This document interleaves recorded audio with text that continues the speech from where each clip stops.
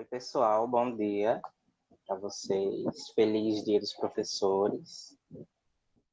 Hoje, dia 15 de outubro de 2021, a gente dá sequência à nossa rodada de entrevistas, né, acerca dos programas institucionais do projeto de extensão Construção do Plano Museológico da Pinacoteca, da UFPB, que visa a elaboração de todo um planejamento dos próximos 5 anos da instituição, que vai abranger vários programas. E hoje a gente escolheu uma convidada muito especial, a Luciana, para conversar um pouquinho com a gente sobre o programa Pesquisa, né? O programa de pesquisa. Então, Luciana é doutora em História e Filosofia da Ciência, especializada em Museologia pela Universidade de Évora, Portugal, com reconhecimento no Brasil pela Universidade Federal de Minas Gerais, correspondente ao título de doutora em Ciência da Informação, mestra em Ciência da Informação e bacharela em Biblioteconomia pela Universidade Federal da Paraíba. E aborda diversas pesquisas, né? Tem todo um vasto trabalho. E com isso a gente inicia. Luciana, sinta-se convidada. E hoje a gente vai tentar abarcar um programa que é extremamente importante dentro do plano museológico. Então, assim que você quiser, pode começar. Bom, muito bom dia, né, a todos e a todas. Eu quero agradecer, né, primeiramente, o convite, né, da professora Sabrina de participar desse momento junto com vocês, né, da Pinacoteca da UFPB. Dizer que eu fiquei lisonjeada, né, e feliz com essa oportunidade e espero contribuir minimamente, né, para a proposta de vocês. Hoje é um dia muito especial para mim, né, para todos os professores, certamente, né, sobretudo para aqueles que defendem uma educação gratuita e de qualidade, né, comprometidos, né, com esse ato de coragem que é ensinar. Então, para mim é uma alegria e bastante simbólico, representativo, né, estar hoje aqui no Dia do Professor com vocês. Então, minha gratidão, né, e porque a razão de ser do nosso trabalho são os estudantes, tudo que a gente faz, né, em prol do conhecimento, em prol da nossa instituição, né, e daqueles que irão nos suceder nessa caminhada, que é uma caminhada árdua, mas é uma caminhada bonita, apaixonante, porque tem o conhecimento, né, porque vem o conhecimento nessa nossa trajetória. Eu fico até emocionada mesmo, porque eu tenho muito orgulho de ser professora, eu tenho muito orgulho de ser professora da UFPB. Eu lembro que quando eu passava por lá de carro nas ruas, antes de trabalhar na UFPB, eu dizia, eu ainda vou trabalhar aqui. E pela caminhada, né, isso se concretizou. Lógico que não vem ao caso aqui estar tratando essa trajetória, mas contribuir com a pesquisa, né, com a questão da pesquisa, que também é algo que eu gosto muito de fazer no âmbito da minha atividade como docente. Eu considero que a pesquisa ela é inerente à prática docente, né? Como eu posso exercer a docência, o ato de ensinar, se eu não faço pesquisas, né? Se eu não pesquiso, não que uma ação tem que sobrepor a outra, né? Tanto que a missão da universidade é o ensino, a pesquisa e a extensão, né? Então, não que tenha que se sobrepor, mas que é uma condição muito importante para a nossa atividade como docente, né? E é tão bom quando a gente percebe que um aluno a partir do ensino e que vai fazer pesquisa, se encontra na pesquisa e que desperta, né, para essa característica. Eu fico feliz e fico emocionada quando isso acontece, e quando a gente, né, pode contribuir como canal para essa realidade. E assim, eu compreendo que, obviamente, a tônica da pesquisa, né, no contexto da nossa atividade, ela tem certas especificidades que vão ser um pouco diferentes do contexto do museu, da pinacoteca, mas obviamente que é necessário se valer, né, dessas metodologias de pesquisa, né, dos instrumentos de coleta de dados, de instrumentos de análise dos dados, e que isso faz parte da pesquisa que é desenvolvida, seja no nosso contexto científico, seja no contexto de uma instituição museológica. Então, eu preparei aqui uma breve apresentação para que a gente possa, PowerPoint, né, para que possa ir direcionando a minha fala, né, e também gostaria de registrar, né, os parabéns a vocês da Pinacoteca, né, encabeçada aí pela professora Sabrina, a Marisa, a museóloga Marisa, que eu já conheço também de outros momentos, né, a gente fez um curso juntas, né, Marisa? Por essa proposta de fazer o plano museológico participativo, né? Assim como o Museu Casa de Cultura Hermano José.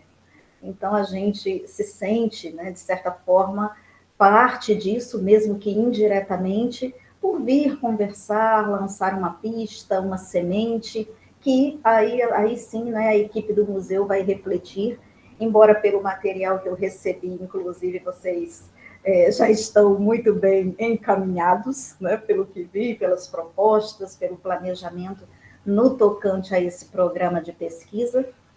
Então, o que eu venho fazer aqui é lançar algumas sementes mesmo para reflexão, tá? Eu vou, então, compartilhar o PowerPoint.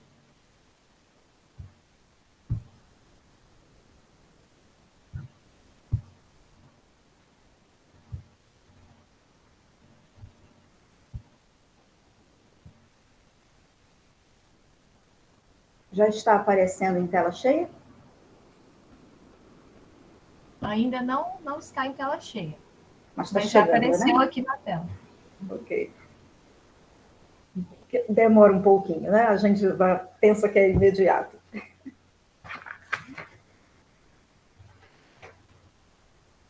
Pronto, Sabrina? Está na tela, mas não está naquele modo apresentação. Eu acho, eu apertei, mas ele não tinha ido. Desculpa. Por favor. Agora sim. Apareceu. Pronto.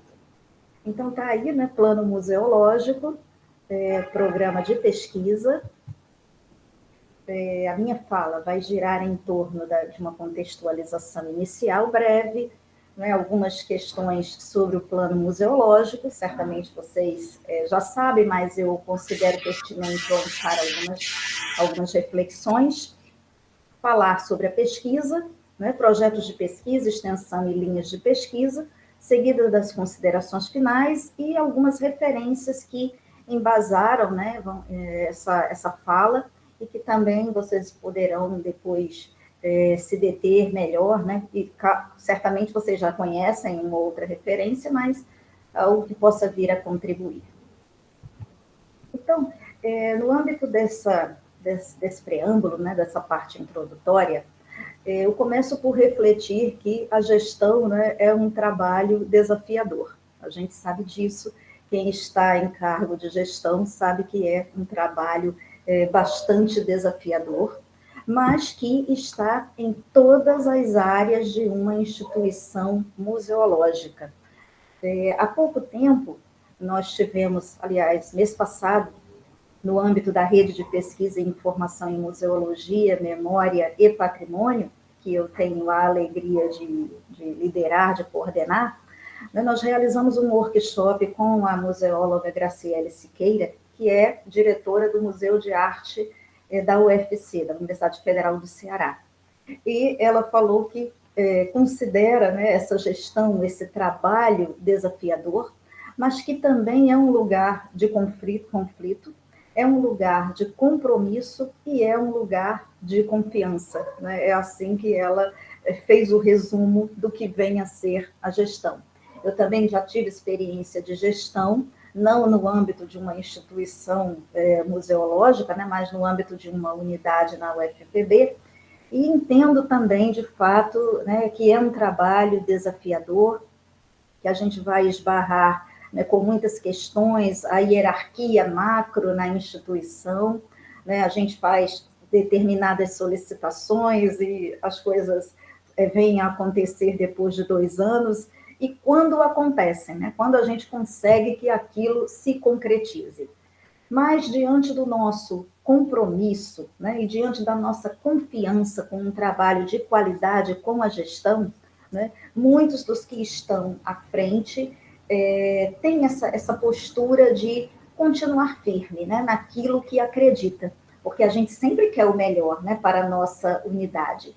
Se a gente tem compromisso, a gente vai querer uma gestão, de fato, de excelência, né? Porque ainda mais no âmbito de uma unidade que está dentro de uma instituição macro, como é a UFPB, no caso, a Pinacoteca, né? Porque isso vai reverberar também nessa instituição macro, obviamente, em sua visibilidade, em seu reconhecimento, em tantas outras questões, né? Então, no âmbito da gestão, né, a atividade do planejamento é uma condição essencial, né, uma condição sine qua non, porque é o planejamento que vai nos fazer ter opções, né, de futuros possíveis, né, para a nossa unidade, de futuros possíveis, de pensar algo no futuro, mas de pensar esse algo, né, prospectivo, mas pensando no seu alcance, na sua realização.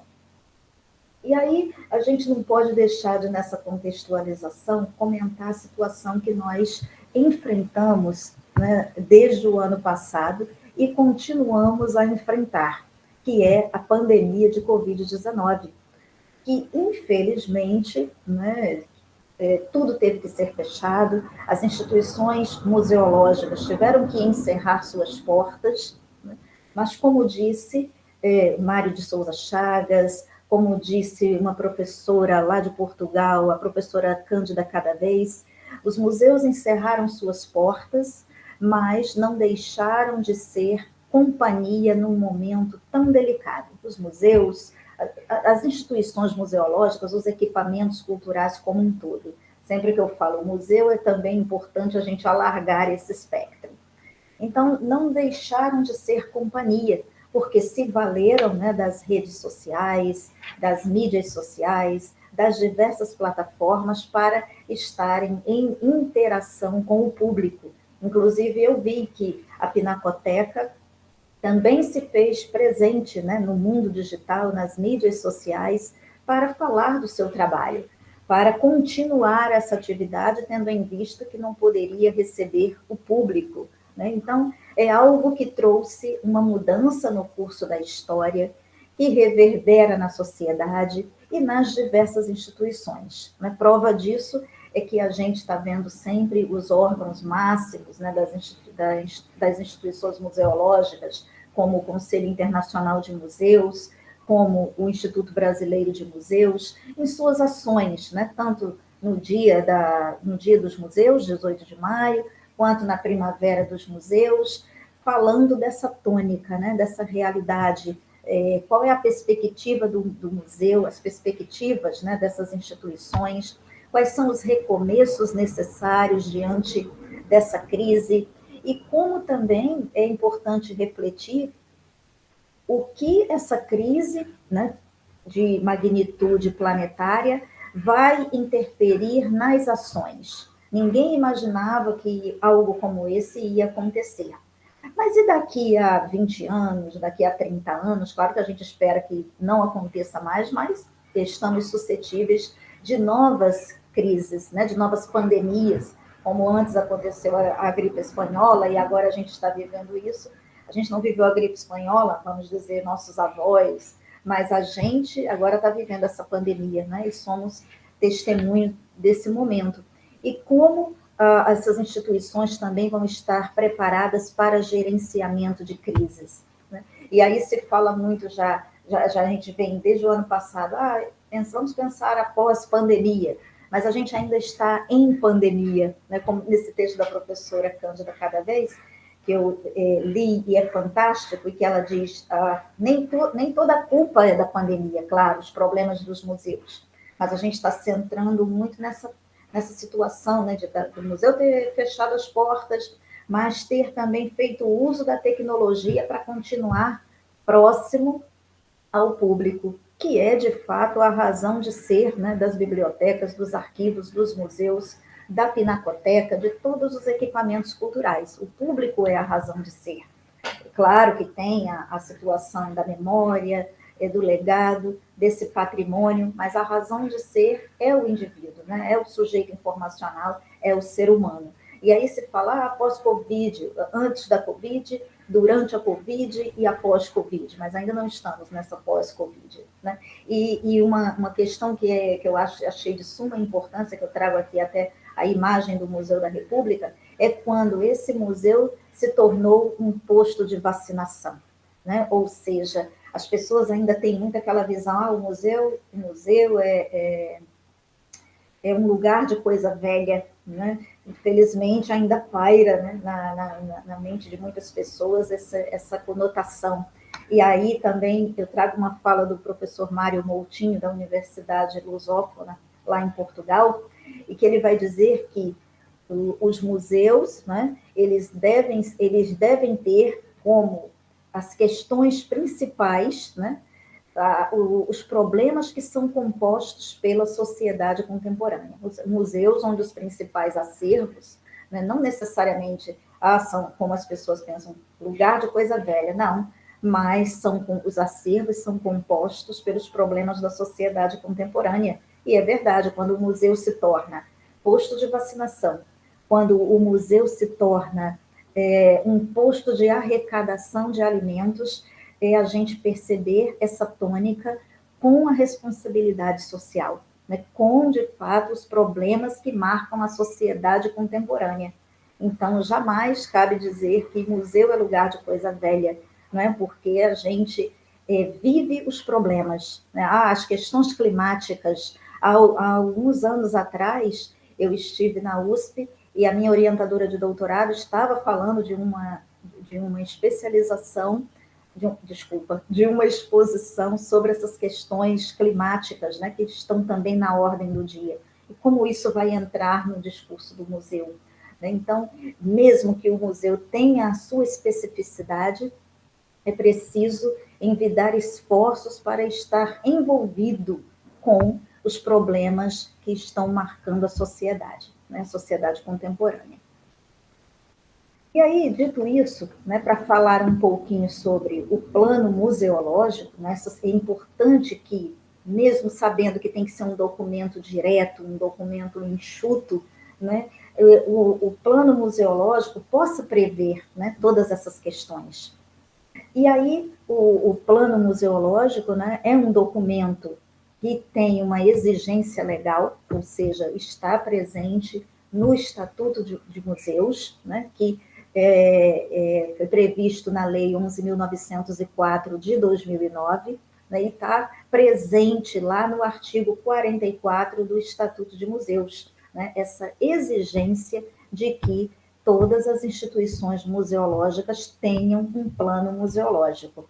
E aí eu trago aqui duas pesquisas, né? Uma foi do IBRAM, no ano de 2009, claro que a gente já tem aí um arco temporal de 11 anos, né? 12 anos, claro que essa realidade mudou, mas talvez não tanto, né? É uma perspectiva de pesquisa até para analisar isso.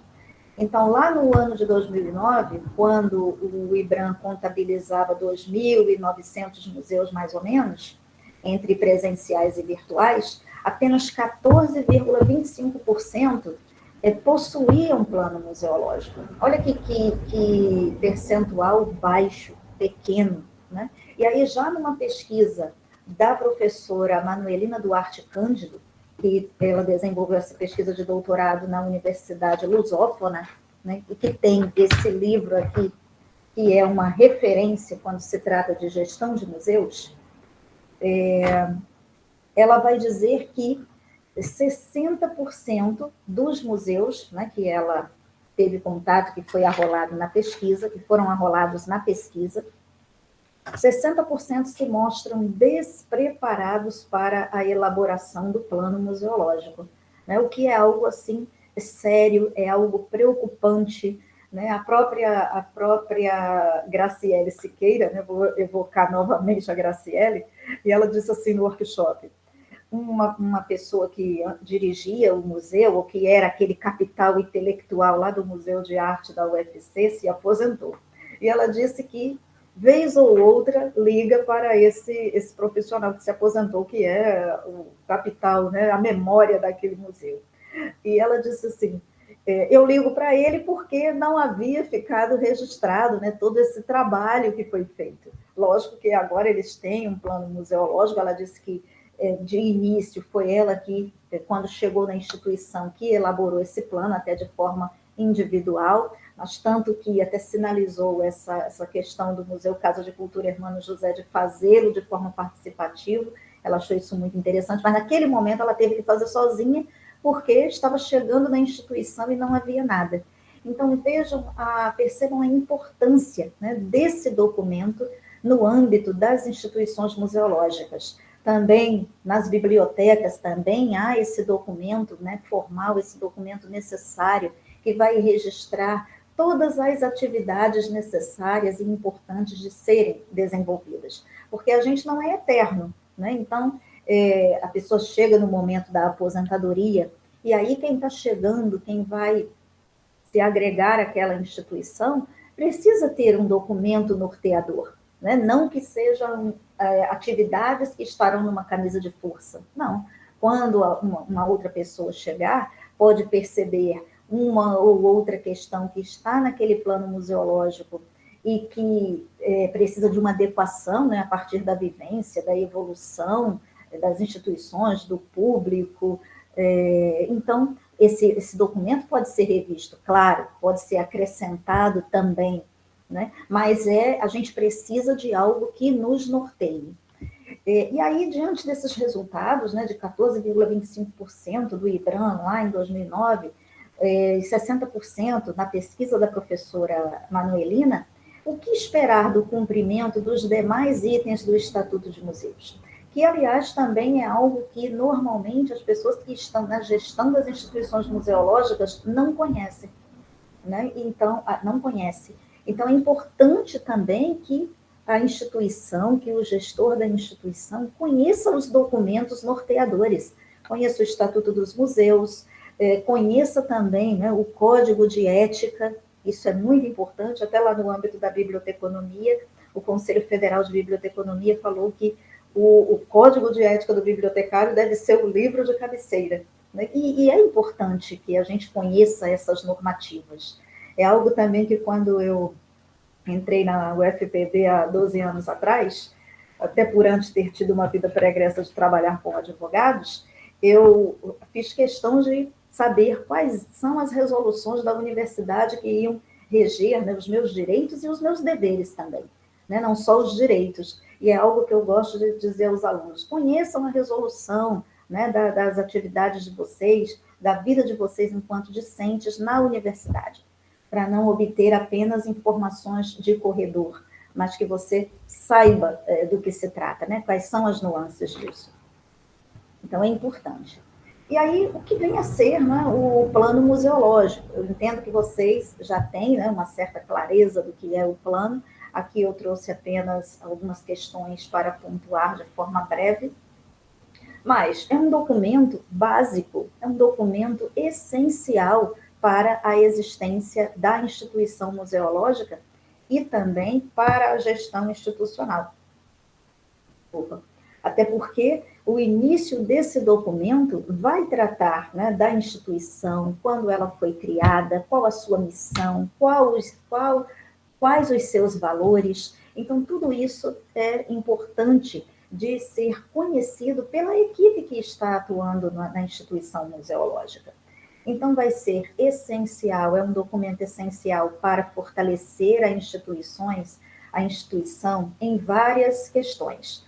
No tocante à sua imagem externa, qual é a imagem que a Pinacoteca da UFPB está passando para a comunidade acadêmica e também para o público externo? Como ela está conseguindo chegar a esse público? Inclusive, sobre isso, eu estava lendo acerca da Pinacoteca de São Paulo, né, que é um lugar que eu gosto muito, um lugar fantástico. Ela admite também os termos Pina e Pina São Paulo, e isso foi uma proposta recente, né, de atualização do nome. Não deixou de se chamar Pinacoteca de São Paulo, mas também admite, né, essa redução do nome para tentar interagir, né, com até outros públicos mais contemporâneos, né, esse pessoal da geração milênio. E aí eles realizaram uma pesquisa acerca da aceitação, né, também dessas denominações que se agregam à sua denominação tradicional. E eu achei isso fantástico, né? Não é apenas colocar essa marca, mas saber qual é a aceitação do público acerca disso. Qual é também a memorização do público, né, acerca desse nome mais reduzido, né, como isso reverbera nas nossas mídias sociais. Né? Então, eu achei interessante. E quais as metas e estratégias a serem conhecidas e também compartilhadas por toda a equipe, né? A equipe da instituição. Então, tudo isso deve estar nesse documento, nesse plano museológico, né? Na internet a gente encontra diversos, aqui trago até uma imagem do plano do Museu Casa de Portinari, do plano museológico do Museu Índia Varuini, que é com a professora, quem trabalha muito com esse museu na sua produção científica, é a professora Marília Xavier Cury, da USP, né? E tem outros 2 exemplos aqui. Então, é um documento que deve ser apresentado de forma clara e de forma precisa. Né? Até, como eu disse, eu vi aqui o programa de pesquisa de vocês, e esse documento, até como disse a própria Graciele, não é uma tese, não é uma dissertação, né? E aí realmente tem que ser um documento apresentado de forma pontual, claro, pontual, mas também precisa.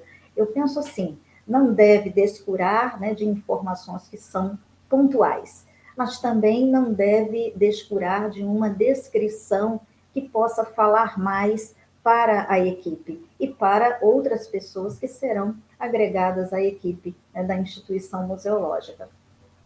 É um documento que deve ser feito de forma coletiva e participativa, tendo de fato a atuação, né, o trabalho direto da equipe e também de colaboradores externos, né, como vocês estão fazendo nessa tônica de trazer pessoas para falar acerca dos programas, né, que compõem esse plano museológico. E lembrar que se trata de um documento passível, né, de ser revisto, de ser reformulado, né? Então tem que ser um documento flexível, né? A gente não pode elaborar um documento como esse e dizer, olha, está aqui o plano e não pode ser mudado. Embora no próprio plano, né, se pode prever uma atualização dele, porque é importante, né? Um marco cronológico de 5 anos, de 3 anos, de 5 anos, aí fica muito a critério do gestor e da equipe, né, determinar que esse plano museológico precisa ser revisto, precisa ser atualizado. Não é uma tarefa fácil, claro, mas é uma tarefa necessária, é uma tarefa possível.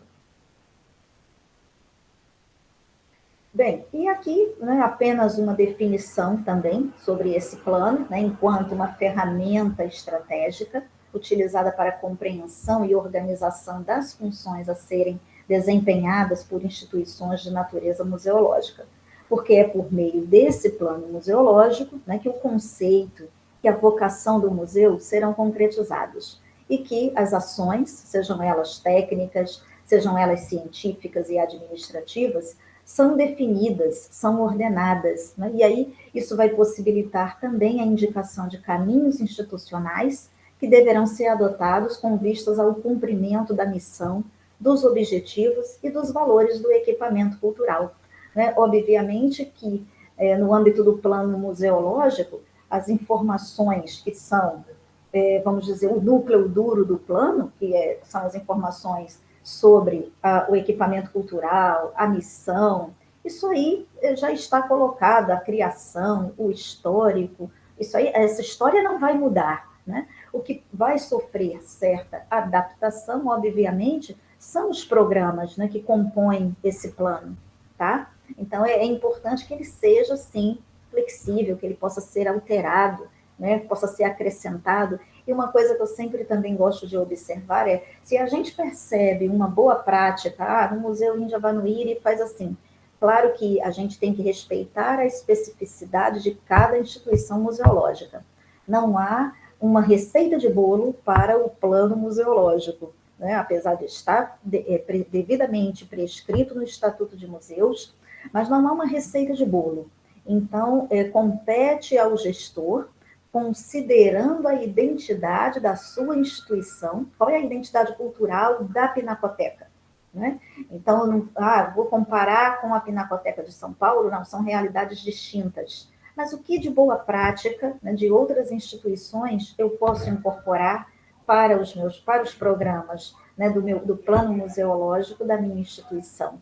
Eu acho que as boas práticas estão aí para isso, né, para que a gente tome de fato como exemplo e que possa também fazer com que na nossa instituição isso possa reverberar. E aí, chegando, né, no ponto da pesquisa, de fato, como eu disse, eu gosto muito de fazer pesquisa, eu fico realizada também quando a gente pode realizar a pesquisa e comunicar essa pesquisa, né? E aí lançar novas sementes de discussões, de apontamentos, porque sempre que a gente compartilha uma pesquisa, né, tem alguém que diz, olha, vocês poderiam contemplar isso, vocês poderiam vislumbrar esse outro aspecto, e é isso que eu penso que é a riqueza, né, da pesquisa, a riqueza do conhecimento que ela proporciona. Então, a dimensão pesquisa é essencial no cotidiano do museu, no cotidiano de uma biblioteca.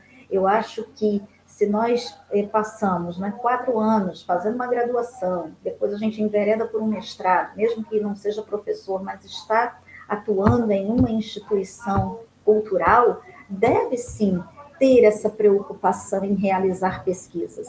Eu fico encantada quando eu vejo diversos gestores, profissionais de museus de equipamentos culturais participando de eventos, sejam eles científicos ou sejam eles mais voltados para o profissional, né? Eu fico feliz, eu fico encantada, porque mostra que aquela pessoa está inquieta, né, com a situação da sua instituição, inquieta não no sentido de se incomodar, mas inquieta no sentido da curiosidade e de querer compartilhar o que está fazendo no âmbito da sua instituição com um contexto macro, né? Então, é muito importante, não cabe a gente fazer uma atividade tão bacana e ficar restrito ao espaço apenas ali da pinacoteca, né? Apenas da biblioteca.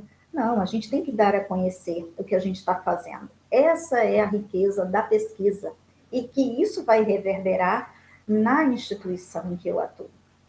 E aí a pesquisa vai perpassar, né, um ponto importante também, por todas as atividades,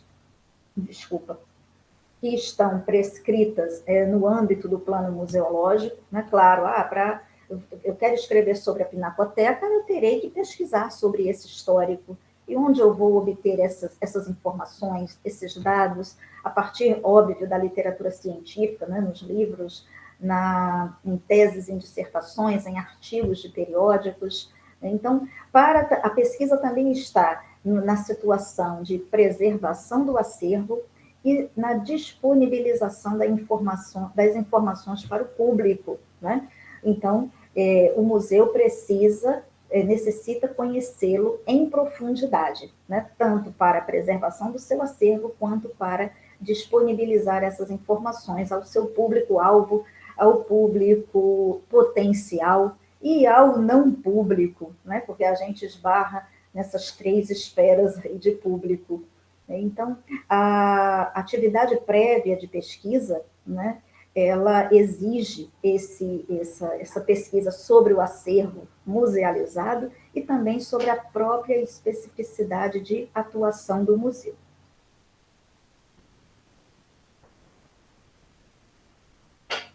Então, questões como onde está presente a pesquisa, né? A pesquisa está presente na montagem das exposições, né? Está presente nas atividades educativas, está presente nas atividades culturais, na difusão e na comunicação da instituição, da exposição, na divulgação também dos produtos e serviços que a instituição gera, promove, né? Então, isso requer uma preparação prévia. E essa preparação prévia de todas essas atividades que estão elencadas aí é uma condição precípua, né, da pesquisa. Ela deve estar presente em cada uma dessas atividades. E uma das atividades, né, importantes e que requer, de fato, uma pesquisa muito mais arraigada, com o uso também de metodologias, né, são as pesquisas do tipo estudos de público. Inclusive, quando eu realizei a minha investigação de doutorado acerca da área da museologia, né, a partir da sua produção científica, né, os estudos de público foram identificados como uma frente de pesquisa da área. Então, ela está, de fato, presente e requer ainda muitos estudos. Né? Por quê? Porque o público, né, os segmentos de público, eles são variados. Né? E os pesquisadores, o cidadão comum, aquele que busca a unidade de informação para fazer pesquisa, como eu disse, a instituição museológica para fazer pesquisa, no caso, os pesquisadores, aqueles que vão apenas porque estão inseridos, né, na instituição macro que aquele equipamento cultural está atuando, né, que pode ser os discentes, e também o cidadão, como falei, e também o não público, né, ou aquele que apenas passa na frente, né, mas nunca entrou ao local. E por quê? A gente precisa também saber disso, tá? E aí, na literatura científica, né, os estudos de público admitem, né, na literatura inglesa, o visitor studies ou visitor research, e na literatura espanhola, né, estudos de visitantes ou estudos de públicos. Essa, de fato, é a nomenclatura. E já no âmbito da biblioteconomia, a gente chama de estudos de usuários. Né? Eu estou agora trabalhando, inclusive, essa perspectiva comparativa entre um e outro. E os estudos de público, né, são pesquisas, né, dedicadas ao público e que vão ter como finalidade, como objetivo, identificar quais são as características dos visitantes, conhecer os seus interesses, as suas necessidades e as suas expectativas, compreender qual o seu comportamento e as suas experiências, né? Porque até como eu estava falando e depois eu fui para outro lugar, dizer que são variados os segmentos e também os comportamentos. Né? E, por exemplo, a gente tem a geração, né, o baby boomers, até a geração milênio. Né? Certamente o comportamento da geração baby boomers no âmbito das instituições museológicas é um, dos milênios, outros. Qual o comportamento hoje, também é algo que a gente está pesquisando, né, a partir dessa realidade da pandemia de Covid-19, né, que a gente teve que fazer as visitas virtuais. Não que isso é de agora, claro. Muitos museus presenciais já disponibilizavam, né, visita em 360 graus. Inclusive, tem o projeto Era Virtual, que eu também fiz um texto sobre isso, o Museu Cora Coralina, a gente consegue visitar por essa perspectiva de 360 graus, dentre outros. Mas e agora, né? Diante dessa pandemia que os museus foram fechados, muita gente, obviamente, desenvolveu esse comportamento de fazer as visitas online. E a gente sabe, tem aí, né, o Google Art and Culture, e dentre outras possibilidades, museus que já nasceram, né, no virtual mesmo, né, tem o Museu de Áreas do Isolamento, tem, dentre outros, né, então que os próprios artistas estão pondo a sua arte, não está físico, mas sim nesse ambiente virtual. Né? Então, a gente precisa contemplar também esse tipo de público, não apenas o público que vai, de fato, presencialmente para a instituição. Né? Eu sou defensora, eu penso, uma experiência como, de fato, estar presente. Mas também gosto da tecnologia, porque acho importante. Nem toda hora eu posso estar em Paris visitando o Louvre, então eu vou me utilizar da tecnologia para isso. Né? O MASP também. Então, a gente tem que perceber qual é a perspectiva, quais são as perspectivas desse público na interação com a instituição museológica, seja no momento da visita física, seja nesse momento online. E existe também várias formas, né, de perceber e de mensurar essa pesquisa online, né, no ambiente tecnológico.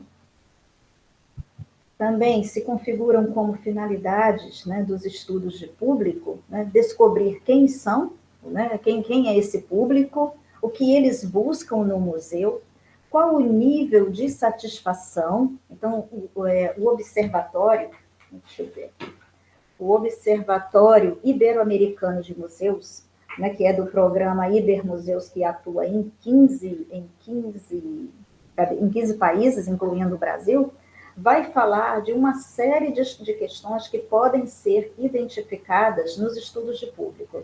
Né? É o perfil do visitante, com características sociodemográficas, hábito cultural, né, de visita a museus, até sobre essa questão de hábito cultural. Eu concluí agora com a equipe, né, do projeto de extensão, uma pesquisa sobre o hábito cultural de visitas aos equipamentos culturais, né, museus e equipamentos culturais em João Pessoa, né, partindo daquela máxima, João Pessoa não tem museu. E já vamos para o segundo ano da pesquisa agora, vamos comunicar os resultados, né, submeter em breve para um periódico. E o que eu achei interessante foi que a gente teve como sujeitos os mestrandos e doutorandos, né, tanto dos programas de artes visuais e da ciência da informação. E uma fala me chamou a atenção, porque nós elencamos vários equipamentos, inclusive a Pinacoteca está lá, né, no âmbito da UFPB, e uma das pessoas respondeu que não conhecia nenhum deles, não sabia nem da existência, tomou o conhecimento a partir da pesquisa. Então, a gente percebe, né, é pesquisa, não é extensão, a gente percebe que a importância, né, de uma pesquisa como essa, porque uma pessoa dizer, eu não sabia que existiam esses museus e equipamentos culturais, né, mesmo sendo estudante da UFPB. Muitos não conhecem, né, não sabem da Pinacoteca, a biblioteca, né, ainda bem que sabem da Biblioteca Central, enquanto também é um equipamento cultural, tem um patrimônio bibliográfico, né, mas, assim, vamos dizer, sobre a Pinacoteca, e sobre outros espaços externos, uma boa parte não tem conhecimento. Né? Então, é importante a gente perceber esse hábito cultural, as motivações, as expectativas, quais as preferências. Inclusive, também um dado que me chamou a atenção foi o cinema ser muito citado como frequência de visita a um equipamento cultural.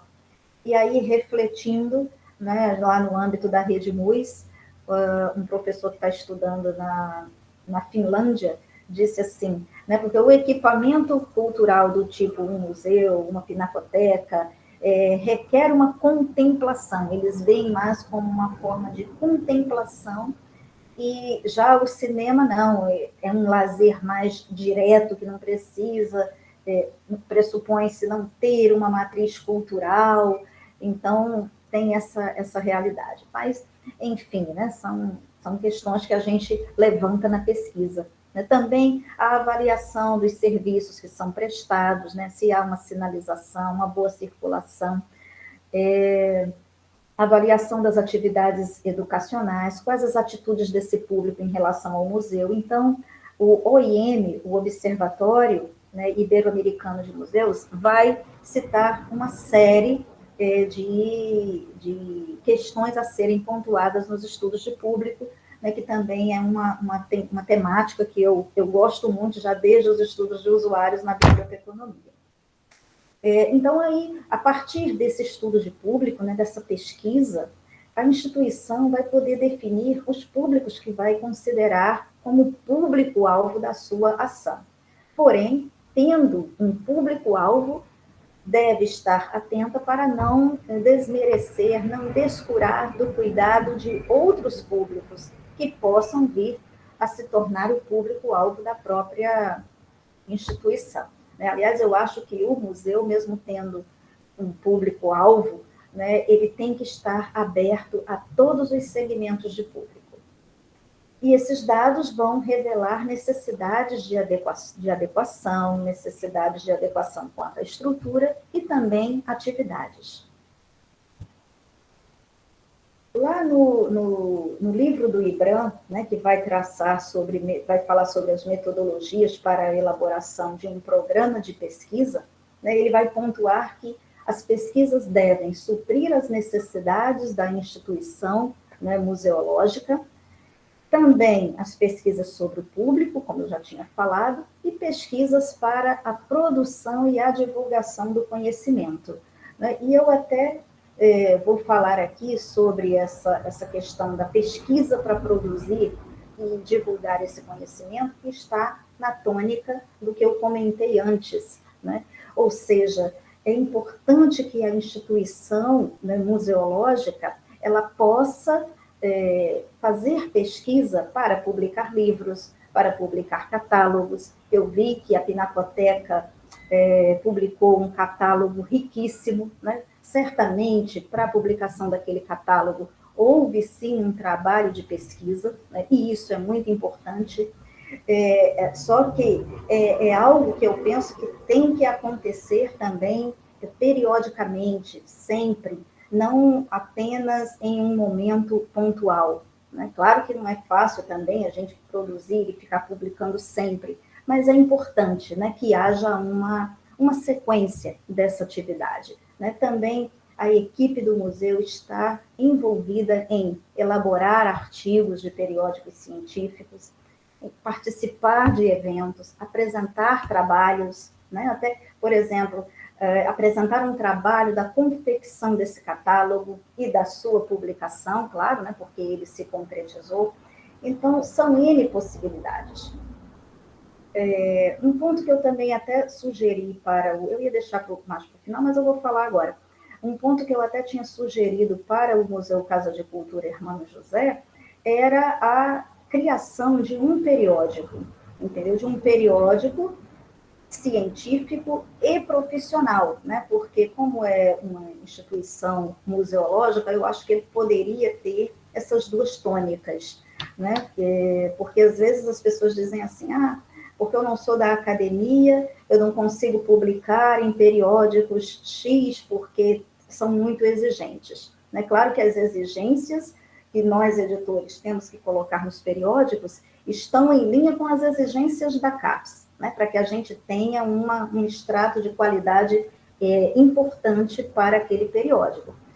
E o Qualis nada mais é do que estratificar aquele veículo para a avaliação da pós-graduação, né? De onde os pesquisadores estão publicando.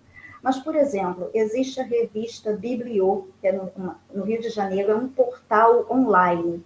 Então, conta com publicações, assim, vamos dizer, textos menores de professores e de profissionais, né, da área da museologia, que estão nas instituições museológicas.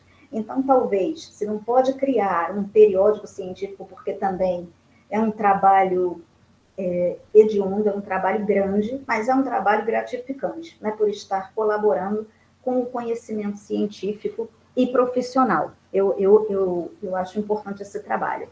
Mas, de repente, criar um portal nessa linha da divulgação científica, na divulgação científica e profissional da atuação do museu, da Pinacoteca, mas não apenas da Pinacoteca, né, abrindo isso para o Brasil inteiro, todos podendo colaborar, claro, mas é interessante também que tenha normas, passe por um crivo. Depois vocês podem, enquanto gestores, né, darem uma olhadinha no Biblio, B-I-B-L-I-O-O,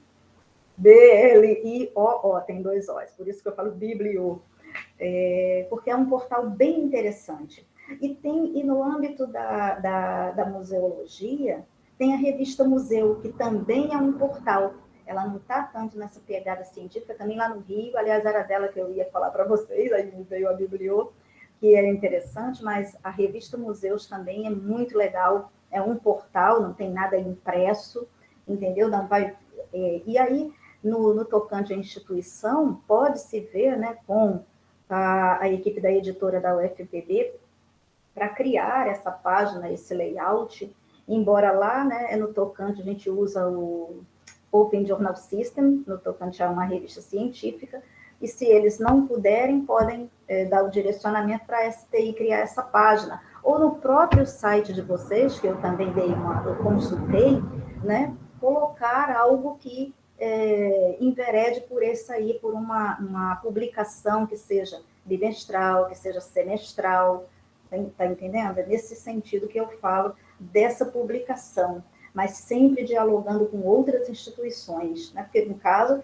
grandes museus têm, sim, os seus periódicos, né, tradicionais, como o Museu Histórico Nacional, o Museu do Ipiranga, né, tem realmente aquelas revistas já de longa data tradicionais. E eu acho que isso traz uma visibilidade para a instituição museológica. Eu acho que é importante.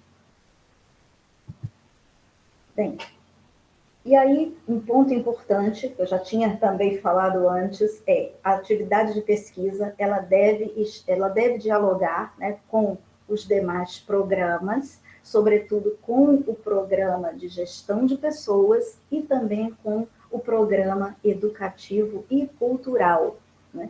É essencial também, no âmbito aí da instituição, da Pinacoteca, no caso, identificar quem pode, né, atuar nessa questão das pesquisas.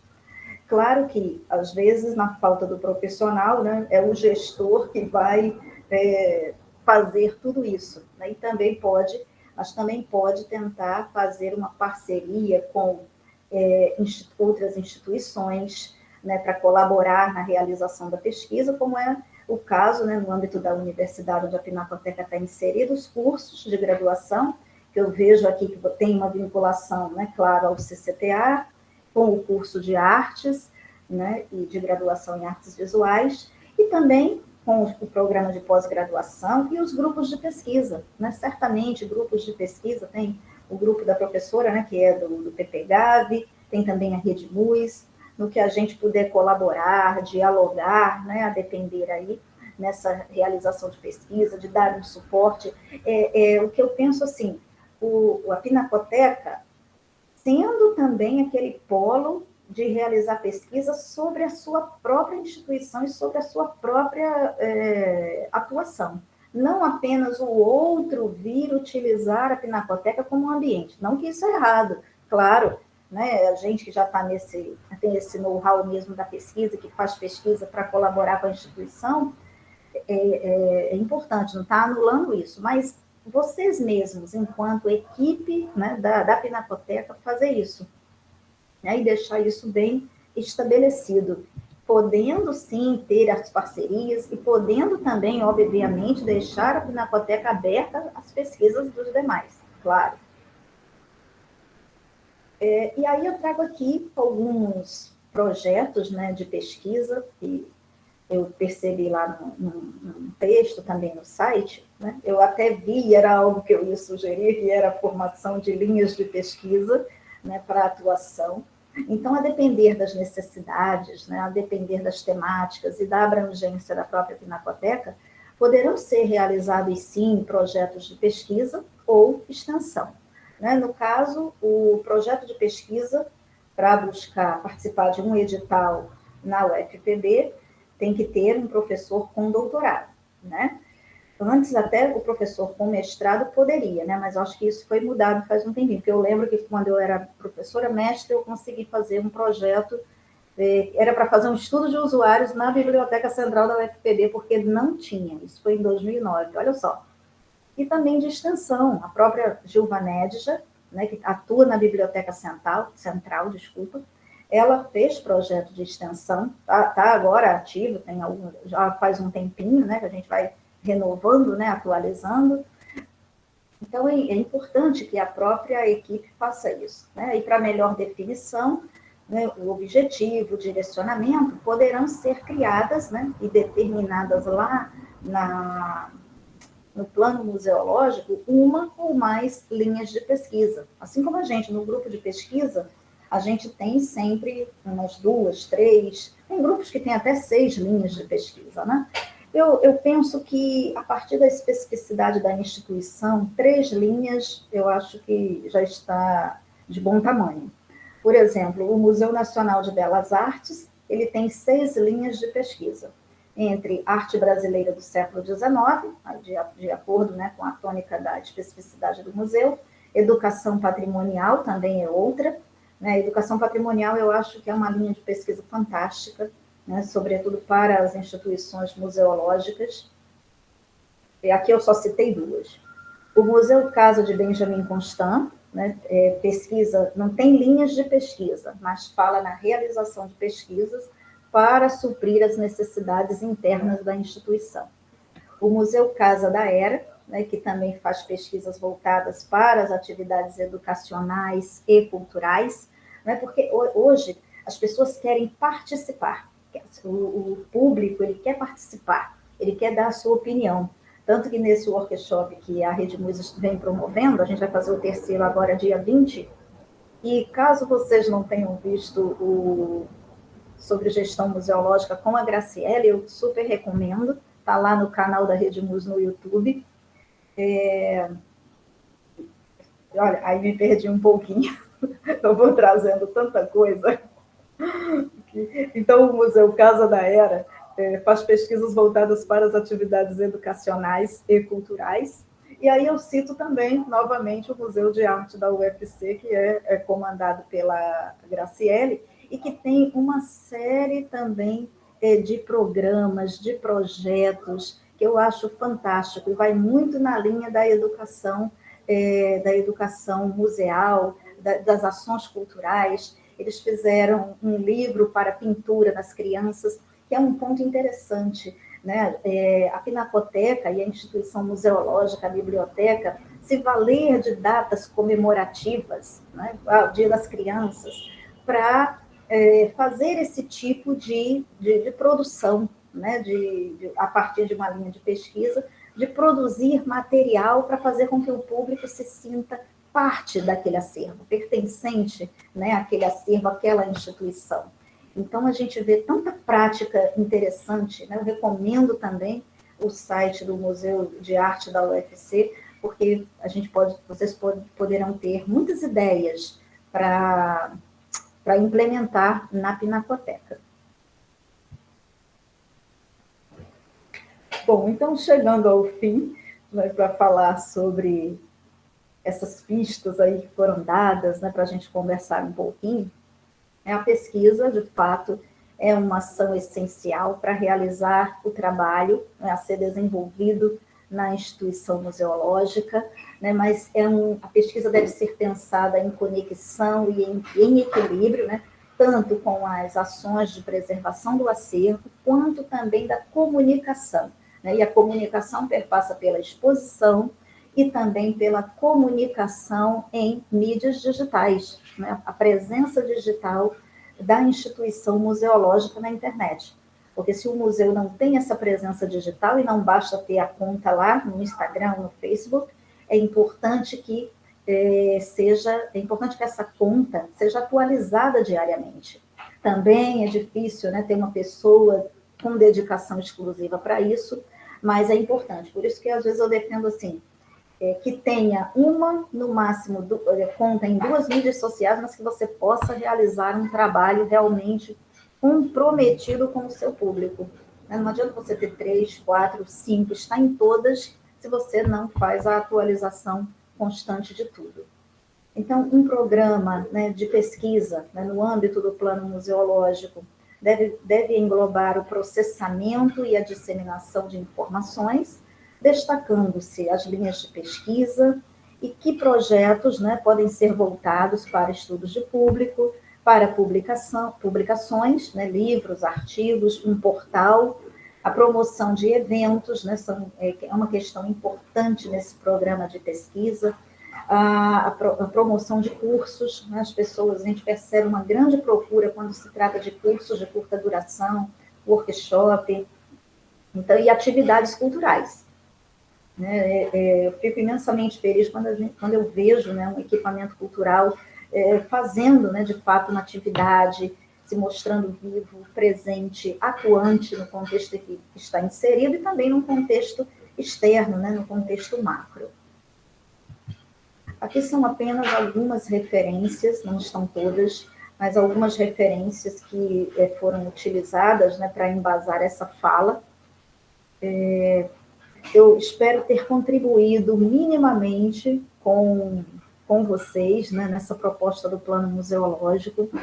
Quero dizer também que É um orgulho estar aqui compartilhando com vocês um pouquinho, né, do que eu refleti, materializando, né, esse patrimônio por meio dessa fala aqui com vocês.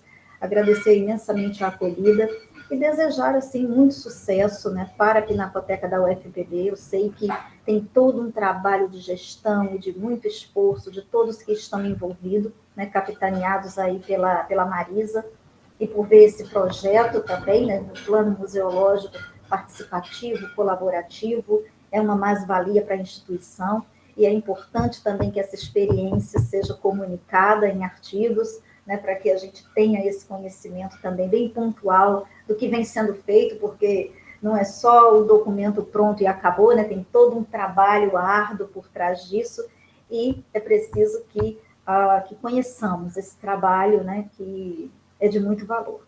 Então, muito obrigada e espero ter contribuído. Luciana, mais uma vez a gente é que agradece, primeiro por você ter aceitado o nosso convite, para estar aqui hoje numa data que é, sobretudo, política, né? É uma data política para a gente. Eu sou estudante de licenciatura, quero ser professora, e aí eu entendo tudo isso já. Então, né, Dia dos Professores, a gente já começa com o Dia dos Professores não ser feriado, né?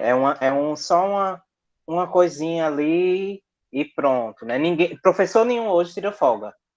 Hoje é dia de professor trabalhar. Então a gente já começa por aí. A gente considera, Luciana, que foi uma elucidação assim muito boa para a gente. Primeiro você já começou falando que é um plano museológico, de um modo geral. Então a gente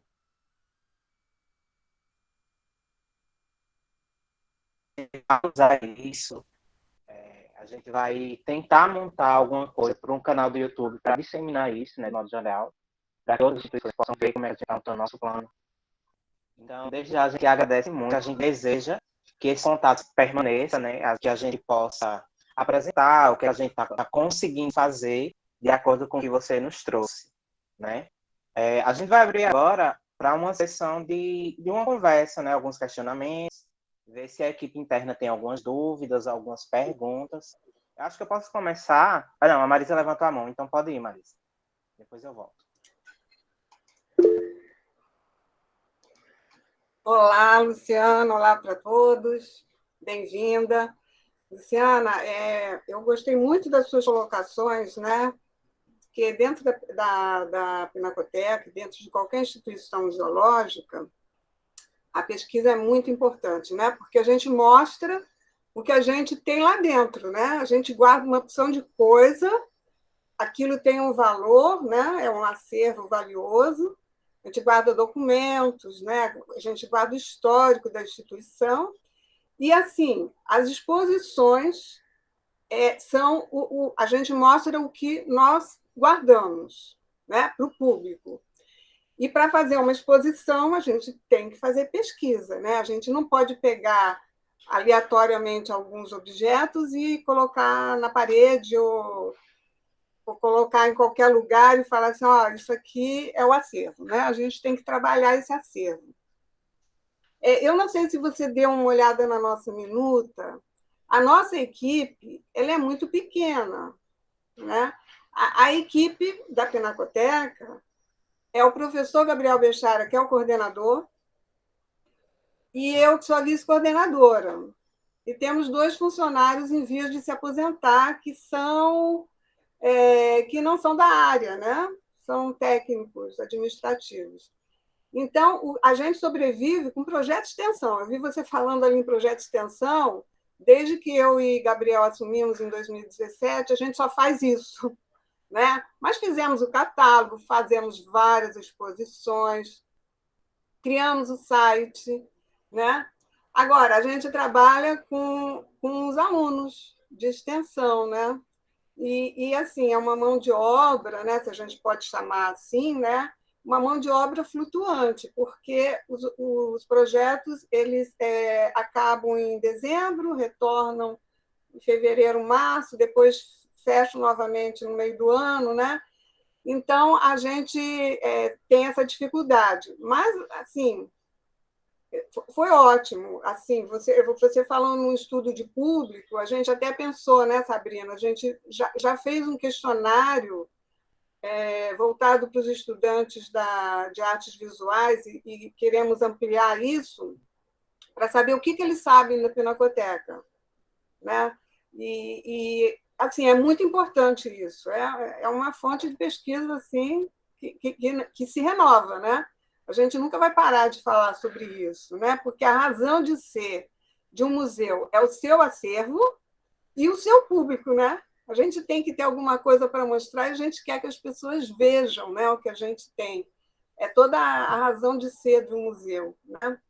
Então, foi ótima essa sugestão sua, está tudo anotado aqui, a sua fala foi maravilhosa, assim, né? A gente já tem alguns artigos que eu venho fazendo desde que eu assumi, sabe? Sobre o Hermano José, sobre a Pinacoteca, né? Agora estamos participando desse fórum de museus lá da UFMG, né? Com 2 artigos. Então, a gente está sempre trabalhando alguma coisa dentro da nossa realidade, né? Que assim, eu não sei se você sabe, eu estou falando isso só para falar um pouquinho, né, sobre a Pinacoteca. É um dos equipamentos culturais mais antigos da UFPB, ela foi criada em 87, e até hoje ela está de maneira provisória na Biblioteca Central, porque foi essa condição, né? Criada em lugar provisório até ter um local definitivo. Essa coisa se mantém até hoje, né? E agora, então, estamos na reitoria porque a biblioteca está fechada, né? Então, a gente não tem nem espaço, né? Um espaço físico assim que seja nosso, né? Assim, esse plano museológico é importante, né, para a gente traçar uma gestão para os próximos 5 anos, né, e fazendo essas revisões, atualizações, né, para a gente conseguir implementar algumas coisas que a gente precisa, né? Então, por exemplo, a gente está fazendo nosso plano museológico, só falando rapidinho, a gente vai ter o programa arquitetônico, o programa de segurança e de acessibilidade, e a gente não tem nem o espaço, né? Então, a gente vai projetar um mundo ideal, né? Assim, algumas coisas que são imprescindíveis, né? Dada a nossa dificuldade, né? de funcionar, né? Então, é um trabalho assim muito bonito, né? A razão de ser do museu, e acaba sendo a minha, né? Porque eu estou nisso, à frente desse negócio. Sabrina está sendo super... está auxiliando muito nesse sentido. A Sabrina que fez o regimento, um novo regimento para a Pinacoteca, né? Que o nosso regimento era antigo, lá de 87, né? Então, fizemos juntos o regimento, a política de acervos, né? Que ainda está lá no CCTA para ser aprovado e ser enviado por Consune, né? Então, é um trabalho assim de formiguinha, mas eu acho que está dando frutos, né? A gente fez o catálogo, achei ótima essa sua sugestão de fazer um artigo sobre o catálogo, como ele foi feito durante a pandemia, né? Que foi uma coisa totalmente nova para todo mundo, né? Estava começando a pandemia e a gente fez isso tudo remoto, né? A nossa sorte é que o nosso acervo estava 90% catalogado, né? As novas doações que não foram por causa da pandemia, né? A gente tinha imagens de alta resolução que foram essenciais para fazer esse catálogo, né? E assim, feitos pelos nossos alunos, né? Então, a gente já tinha um material e a gente trabalhou no histórico, fez uma pesquisa grande, né? E fizemos esse catálogo que foi assim um super prêmio para a gente, né? E eu espero que a gente continue publicando, sabe, Luciana? Até penso que você poderia estar dentro de uma linha de pesquisa dessa da Pinacoteca, seria muito enriquecedor para a gente. Vamos pensar nisso, né? Estamos aqui pensando nessas coisas. Tá? Eu agradeço muito a fala. Marisa, olha, obrigada a você, querida. Olha, Eu penso que a professora Sabrina, né, realmente só vem para somar, né, até por essa também formação de base, né, dela na museologia e pela competência dela. Eu gosto muito de trabalhar com a professora Sabrina, é uma alegria, é uma imensa satisfação intelectual. Mas eu queria perguntar assim para você, já houve por parte da Pinacoteca o pedido de estagiário lá no setor da universidade, né, que é específico disso, assim, tipo, formalizado o processo e tudo? Eu queria te perguntar, aliás, eu estou invertendo o papel, porque realmente você chamou a atenção para esse trabalho de extensão que vocês vêm fazendo, que também é um trabalho árduo, né, a pesquisa e a extensão, mas realmente o bolsista fica com a gente por um ano, né? E lógico que se a gente submete novamente e consegue, o extensionista, né, o bolsista extensionista, vai renovar. Mas é algo assim que pode depois não ser aquela pessoa, né? E quem sabe um estagiário, se já houve esse pedido, e por quê? Desculpa perguntar, e por que a Pinacoteca saiu lá da Biblioteca Central? Foi porque ficou fechada por causa da pandemia? E olha que situação complicada, né, para a Pinacoteca. Está na reitoria, vai colocar no programa, no plano museológico, claro, porque tem que ter, né, essa situação arquitetônica da acessibilidade, né, são vários programas, né, lógico que tem museu que descura de um e outro, mas são vários programas, eu sei. E não tem esse espaço efetivo. Como é que fica isso? Luciana, a biblioteca fechou para obras. Ela fechou em outubro de 2019. E nós tivemos a parte superior, né, do mezanino. Tudo, né? Ela está fechada, né? Ela está recebendo alguém. Não, ela fechou, né, lógico, por causa da pandemia, e teve também a situação da reforma, né? Isso é verdade. No caso, porque eu estou com setorial, é que agora abriu e tem que agendar o atendimento, setorial lá do CCSA, entendeu? Mas no caso, a Pinacoteca ocupa uma sala na reitoria? Olha só, nós tivemos que sair em outubro de 2019 lá da biblioteca, porque ela realmente fechou, ela foi esvaziada. Nós ocupávamos uma sala no segundo andar da Pinacoteca, da biblioteca, tá? No segundo andar. E tínhamos um espaço expositivo no primeiro andar. Né? Bem, tivemos que sair e fomos colocados numa sala dentro do prédio da reitoria, que é praticamente um depósito, tá? Tudo junto, assim, o local de trabalho com o acervo, né? Confinado mesmo, sabe? Porque não tem ventilação, é uma sala de passagem, é bem complicado a situação. Mas é o que temos. Uma sala boa seria uma sala ali no hall, né? Ou aquele espaço que era dedicado a multicamp, seria interessante. Né? A parte da ouvidoria também é uma sala bem ampla, mas claro que tem pessoal lá, né? Mas a multicamp, desculpa fazer a parte, Marisa, porque a gente esteve na comissão de ética dentro da sala multicamp, ocupando uma salinha pequenininha, né? Aquela sala multicamp era para dar suporte a professores que vinham para possíveis bancas, né? Mas nesse momento a gente até fez a troca com o pessoal do Comitê de Acessibilidade, porque o Comitê de Acessibilidade estava numa outra parte, um corredorzinho, como que uma pessoa cadeirante iria chegar naquele local? Então, a pessoa que coordena falou, a gente pode trocar? Eu falei, é claro que pode. Né? E aí até foi isso tudo também intermediado com a vice-reitora, que na época, né, ela comentou que é muito voltada, né, para essas questões culturais, até comentou sobre o acervo do Civuca, né, que a professora Juliane do meu departamento está aí à frente tratando. Lógico que, mas tem outros locais, né? Então, mas eu não sei especificamente onde está a Pinacoteca, né? Em que sala, mas como pelo que você está retratando aí. Ela está na antiga sala da reitoria, ali no segundo andar. Você lembra o gabinete do reitor ali? Mas não aquela que a professora Bernardina ocupava, não, né? Ao lado do Não, cerimonial, aquela não, é da outra. vice-reitoria, a da reitoria mesmo, da reitora, que tinha um Mais banheiro para lá no frente um pouquinho, né? Tá. exatamente, que tem um Sim, sim. banheiro lá dentro, né? Inclusive, a nossa sala tem o acesso ao banheiro, né? Que é completamente horrível, né? Para a questão museológica, né? Você tem um hidráulica ali, né? Instalação hidráulica.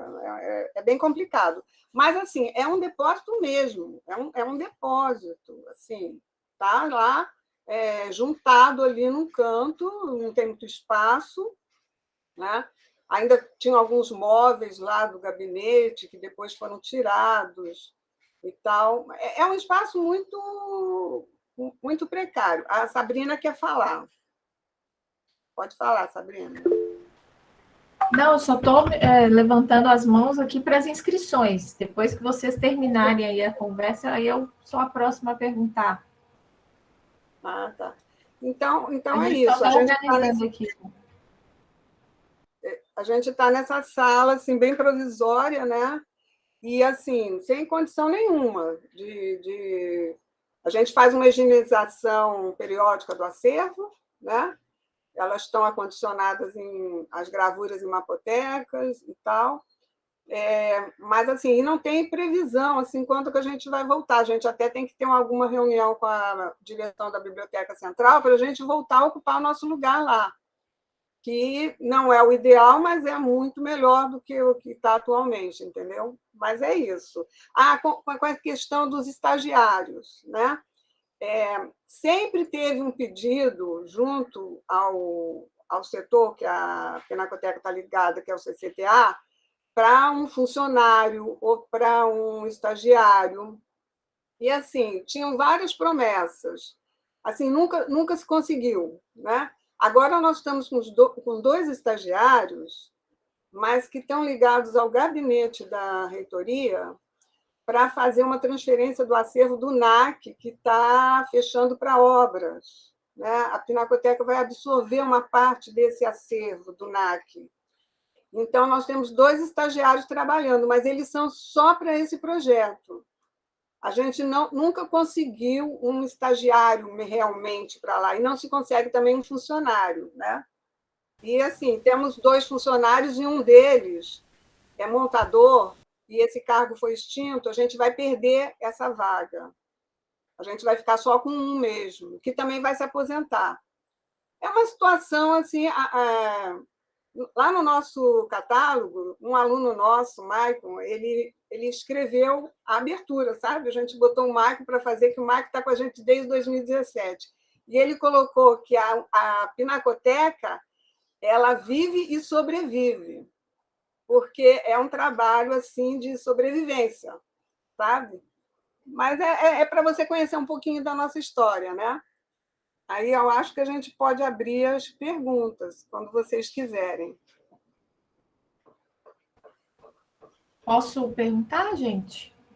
Bom, primeiro, Luciana, obrigada pela participação, foi ótimo, sempre muito bom te ouvir, né? E assim, dá um ânimo e uma inspiração ver o seu comprometimento com a pesquisa, né, com a educação, com a gestão. Então, é sempre muito bom te ouvir e inspira, né, a gente a continuar com esse compromisso. Então, foi muito bom, né, todas essas questões que você colocou, principalmente essa questão também do estudo de público, que eu acho que é algo muito importante que a Pinacoteca não tinha e não tem até o momento, né? Nós começamos esse esboço de um questionário, mas também em um momento pandêmico, então fica mais complicado.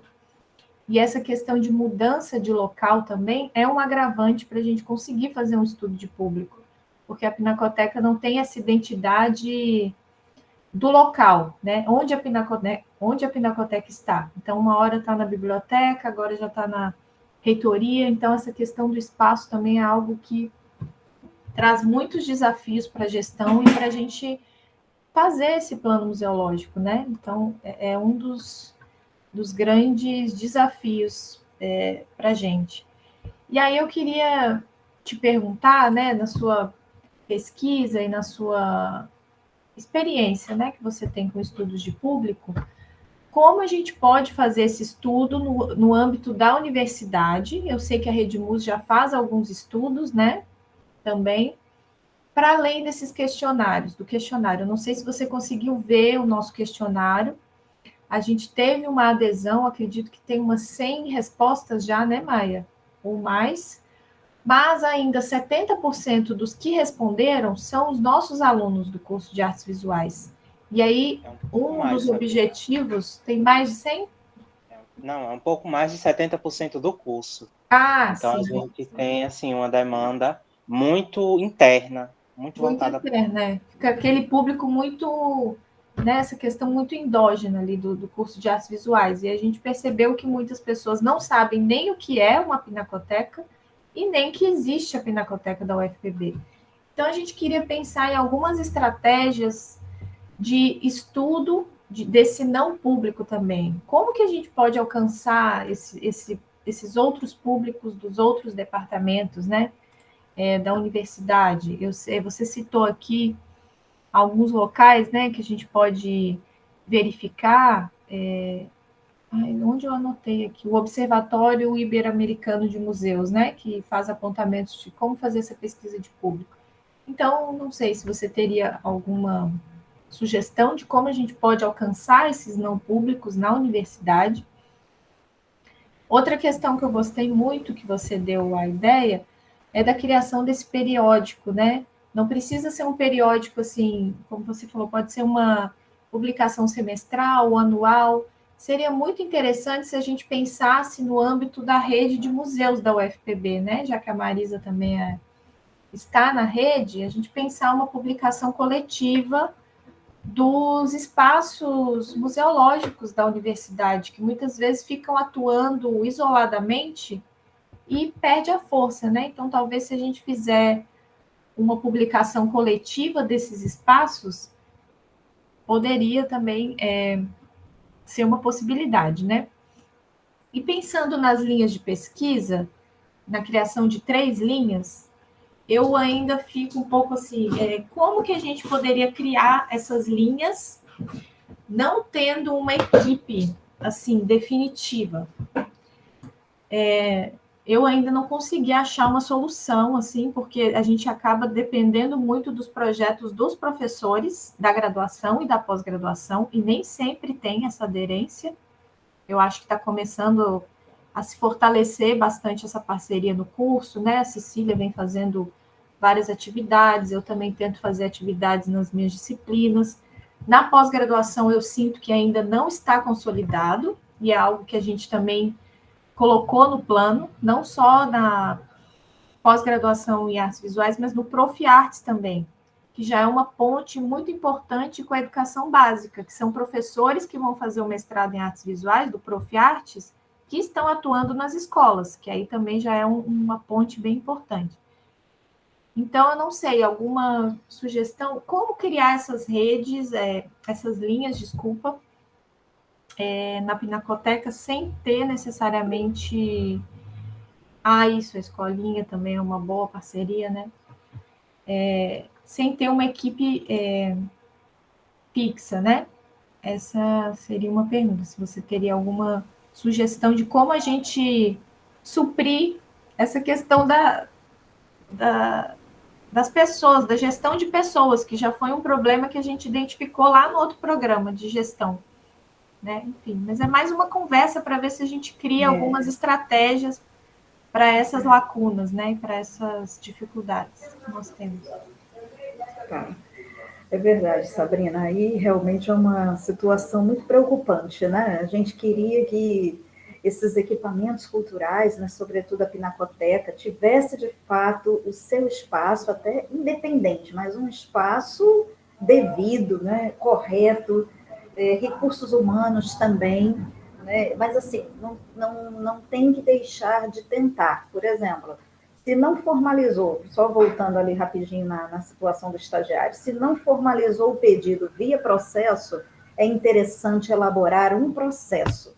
Eu falo isso por experiência própria de quando eu estive na comissão de ética, né, que eu saí da gestão do mandato agora há pouco, ética pública, não é a ética da pesquisa.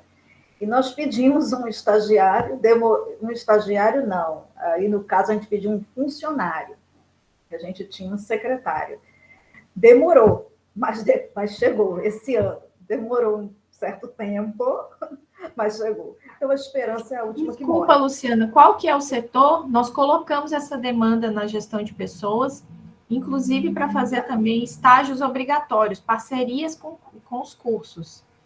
Mas a gente tem interesse em pedir os funcionários. Aí, qual seria esse setor? No caso da gente, a gente pediu, na época, ao professor francês, fez o processo direcionado ao gestor, o pró-reitor de gestão de pessoas.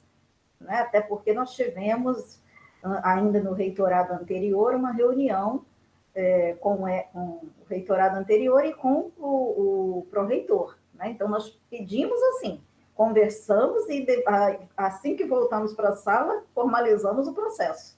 Até para fazer o acompanhamento, entendeu? Formaliza o processo, envia via CIPAC, tudo via CIPAC, para ficar documentado. E aí sim tem como novamente checar se caminhou, se não caminhou, como é que está, solicitar reunião, tá entendendo? Para fazer jus à demanda, né, dela ser atendida. Demora, mas se concretiza um dia, não é possível? Né? Porque é necessário. Veja, vocês têm justificativa, né? Tem a justificativa da pessoa que vai se aposentar, do outro que o cargo foi, como eu posso dizer, não existe mais, né? Foi excluído. E o outro ponto é essa vinculação da Pinacoteca com o curso de artes visuais. Não necessariamente que o estagiário tenha que ser dessa área, mas eu acho que já é importante fazer essa vinculação, porque já vai ser um espaço também de atuação, né, desse estagiário, né, e recebendo algum recurso, porque também os nossos estudantes precisam, né, tem todo esse contexto, entendeu? Então, é formalizar esse processo aí. E aí, estagiário no tocante, porque é bom dar uma olhada, né, na estrutura organizacional da instituição, porque tem também a questão do estágio voluntário também, eu acho que é importante abrir esse espaço, mas pensar inicialmente em termos de estagiário que vai perceber um recurso, né, no âmbito de quem pode designar a unidade que pode fazer essa designação. E depois parcerias com os cursos que podem também fazer esse encaminhamento de estudante para o estágio voluntário. E aí, sobre as linhas de pesquisa, né? Aí, como eu disse, professora Sabrina, eu penso que, diante desse cenário atípico, complicado, da limitante da Pinacoteca, talvez elaborar apenas uma linha de pesquisa, contando com a equipe que se tem atual, levando em conta qual é o objetivo da Pinacoteca, levando em conta seu acervo, vamos dizer, sua identidade, né, cultural, de instituição, missão, valores, e aí talvez, no âmbito do possível, uma linha de pesquisa. E se não, deixar isso para algo, né, a um prazo mais ou menos aceitável de determinar essas linhas de pesquisa, mas, por exemplo, no âmbito agora, né, do que vocês têm de realidade da Pinacoteca, porque a primeira coisa, né, que a gente, para elaborar um plano museológico, é importante o diagnóstico da instituição, né? É o diagnóstico que vai dizer quais são as oportunidades, as fraquezas, né, os pontos fortes, os pontos fracos. O que é preciso atingir nesse momento? Talvez a linha de pesquisa, tendo em vista esse fator limitante da equipe, não seja momento de elaborar agora. Embora eu achei interessante vocês pensarem na criação disso. Eu vi depois no documento de vocês, mas já era uma ideia que eu ia lançar. E, assim, 6 linhas, jamais. 3 agora, diante desse cenário que você sinalizou, e a Marisa também não. Né? Até por esse condicionante de limitação da equipe. Então, talvez uma, e se achar viável com a equipe que está trabalhando agora, mas tendo como norte o que é mais importante nesse momento da pesquisa. Talvez algo na linha, né, dos estudos de público que vocês já aplicaram um questionário. Talvez uma linha nesse sentido, entendeu? Para conhecer, para que haja esse conhecimento do público que essa pinacoteca atinge e que quer atingir, e que quer dar a conhecer a sua existência. Então, talvez uma vai já estar em linha com o que vocês já vêm fazendo, né? Então, não adianta a gente criar 3, 4, 5, 6 sem ter uma equipe realmente que vai pôr a mão na massa e que vai conseguir fazer esse trabalho. O outro ponto, sobre as metodologias. Só um minutinho, tá, Maia? Sobre as metodologias, né, de estudos de público. São várias as possibilidades de se realizar um estudo de público. Claro que a gente não precisa fazer essa totalidade do que o observatório expõe. Existem vários tipos, né? Como eu falo também nos estudos de público, que eu até ministro, estudo de usuários que eu ministro na arquivologia e na biblioteconomia. E existem vários estudos alinhados com teorias, né, lá, e as metodologias. E que metodologias podem ser essas? Né, de coleta de dados? O questionário, como vocês fizeram aí, né, com o Google Forms, mas existe também o grupo focal, né, são pessoas, né, com aquelas mesmas características que vão falar acerca de algo daquela instituição, né? O conhecimento, a experiência, a relação. Existe também a possibilidade de entrevistas, né, para realizar com um determinado grupo. Por exemplo, inicialmente, eu penso que saber quem é o não público vai ser a partir dessa pesquisa que vocês estão realizando, né, de qual é o resultado de quem realmente conhece ou não conhece. Né? Então, aquele que não conhece não é público, porque ele não conhece. É o que a gente está revelando aqui na nossa pesquisa. Né? A gente também fez um questionário para tratar o hábito cultural, será que tem o hábito? E a gente alargou, cita a Pinacoteca, cita o NAC, e são, aí que está o ponto, a própria universidade tem os equipamentos, mas a comunidade acadêmica não conhece, né? E aí os discentes não conhecem, os docentes não conhecem, né? Eu sabia que antes a Pinacoteca ocupava lá aquele primeiro andar, que eu chamo o mezanino, né? Mas o primeiro andar da Biblioteca Central, né? E sempre nas minhas falas eu expunha isso, entendeu? Mas muita gente não sabe, né? E aí a gente vai perceber, não é o público. Aí que metodologia eu vou tentar atingir e fazer com que ele conheça? É claro que a partir da aplicação do instrumento ele vai dizer, existe, né? Mas como eu vou pensar de trazer essa pessoa para cá, né? Para visitar, para conhecer? Né? Então, são questões que... e também fazer o quê? Talvez agora não seja o momento, né? Mas chamar o público, de fato, para a Pinacoteca. Né? Um evento, como uma tarde para se conhecer a obra, para se falar dos artistas, né?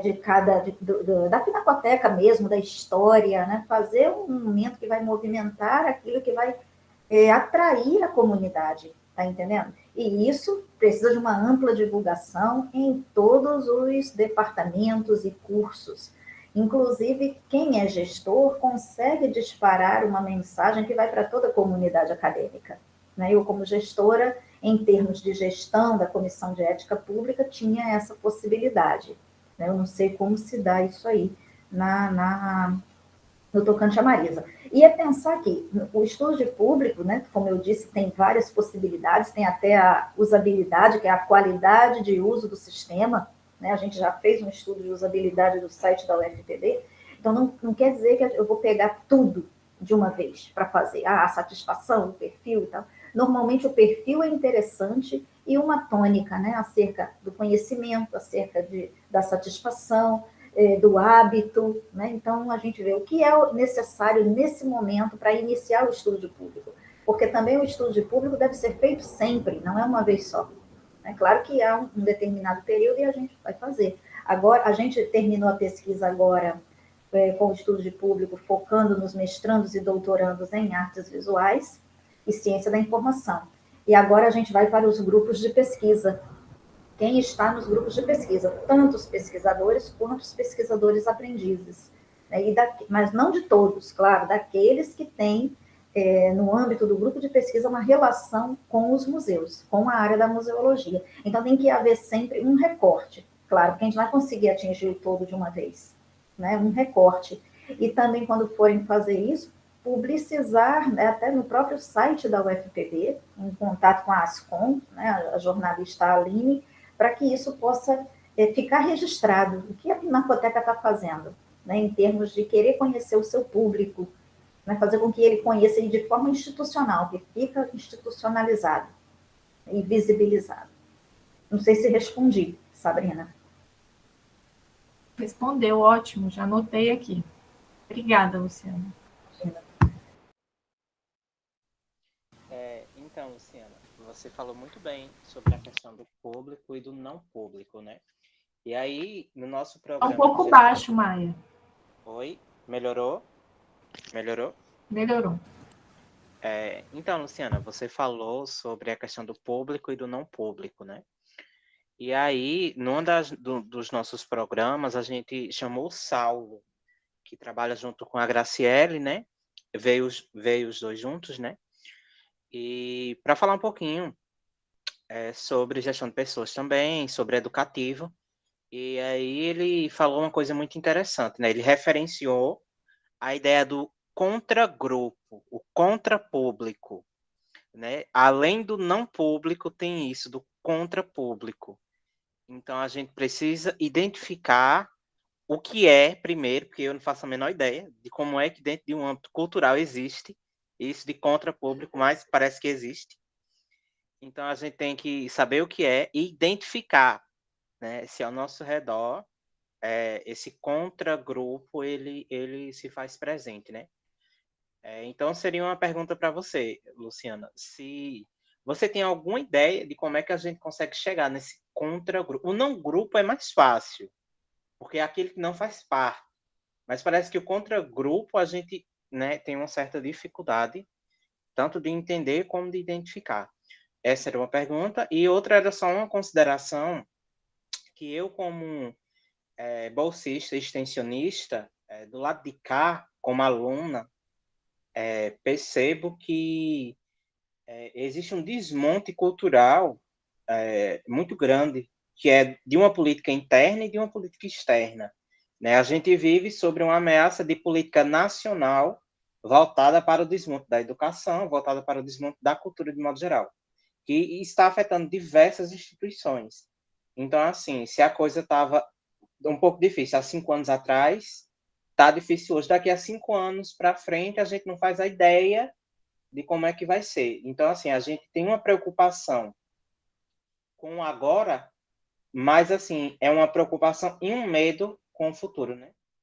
Parece que o sinal está fechado para nós que somos jovens. Então, é mais ou menos isso.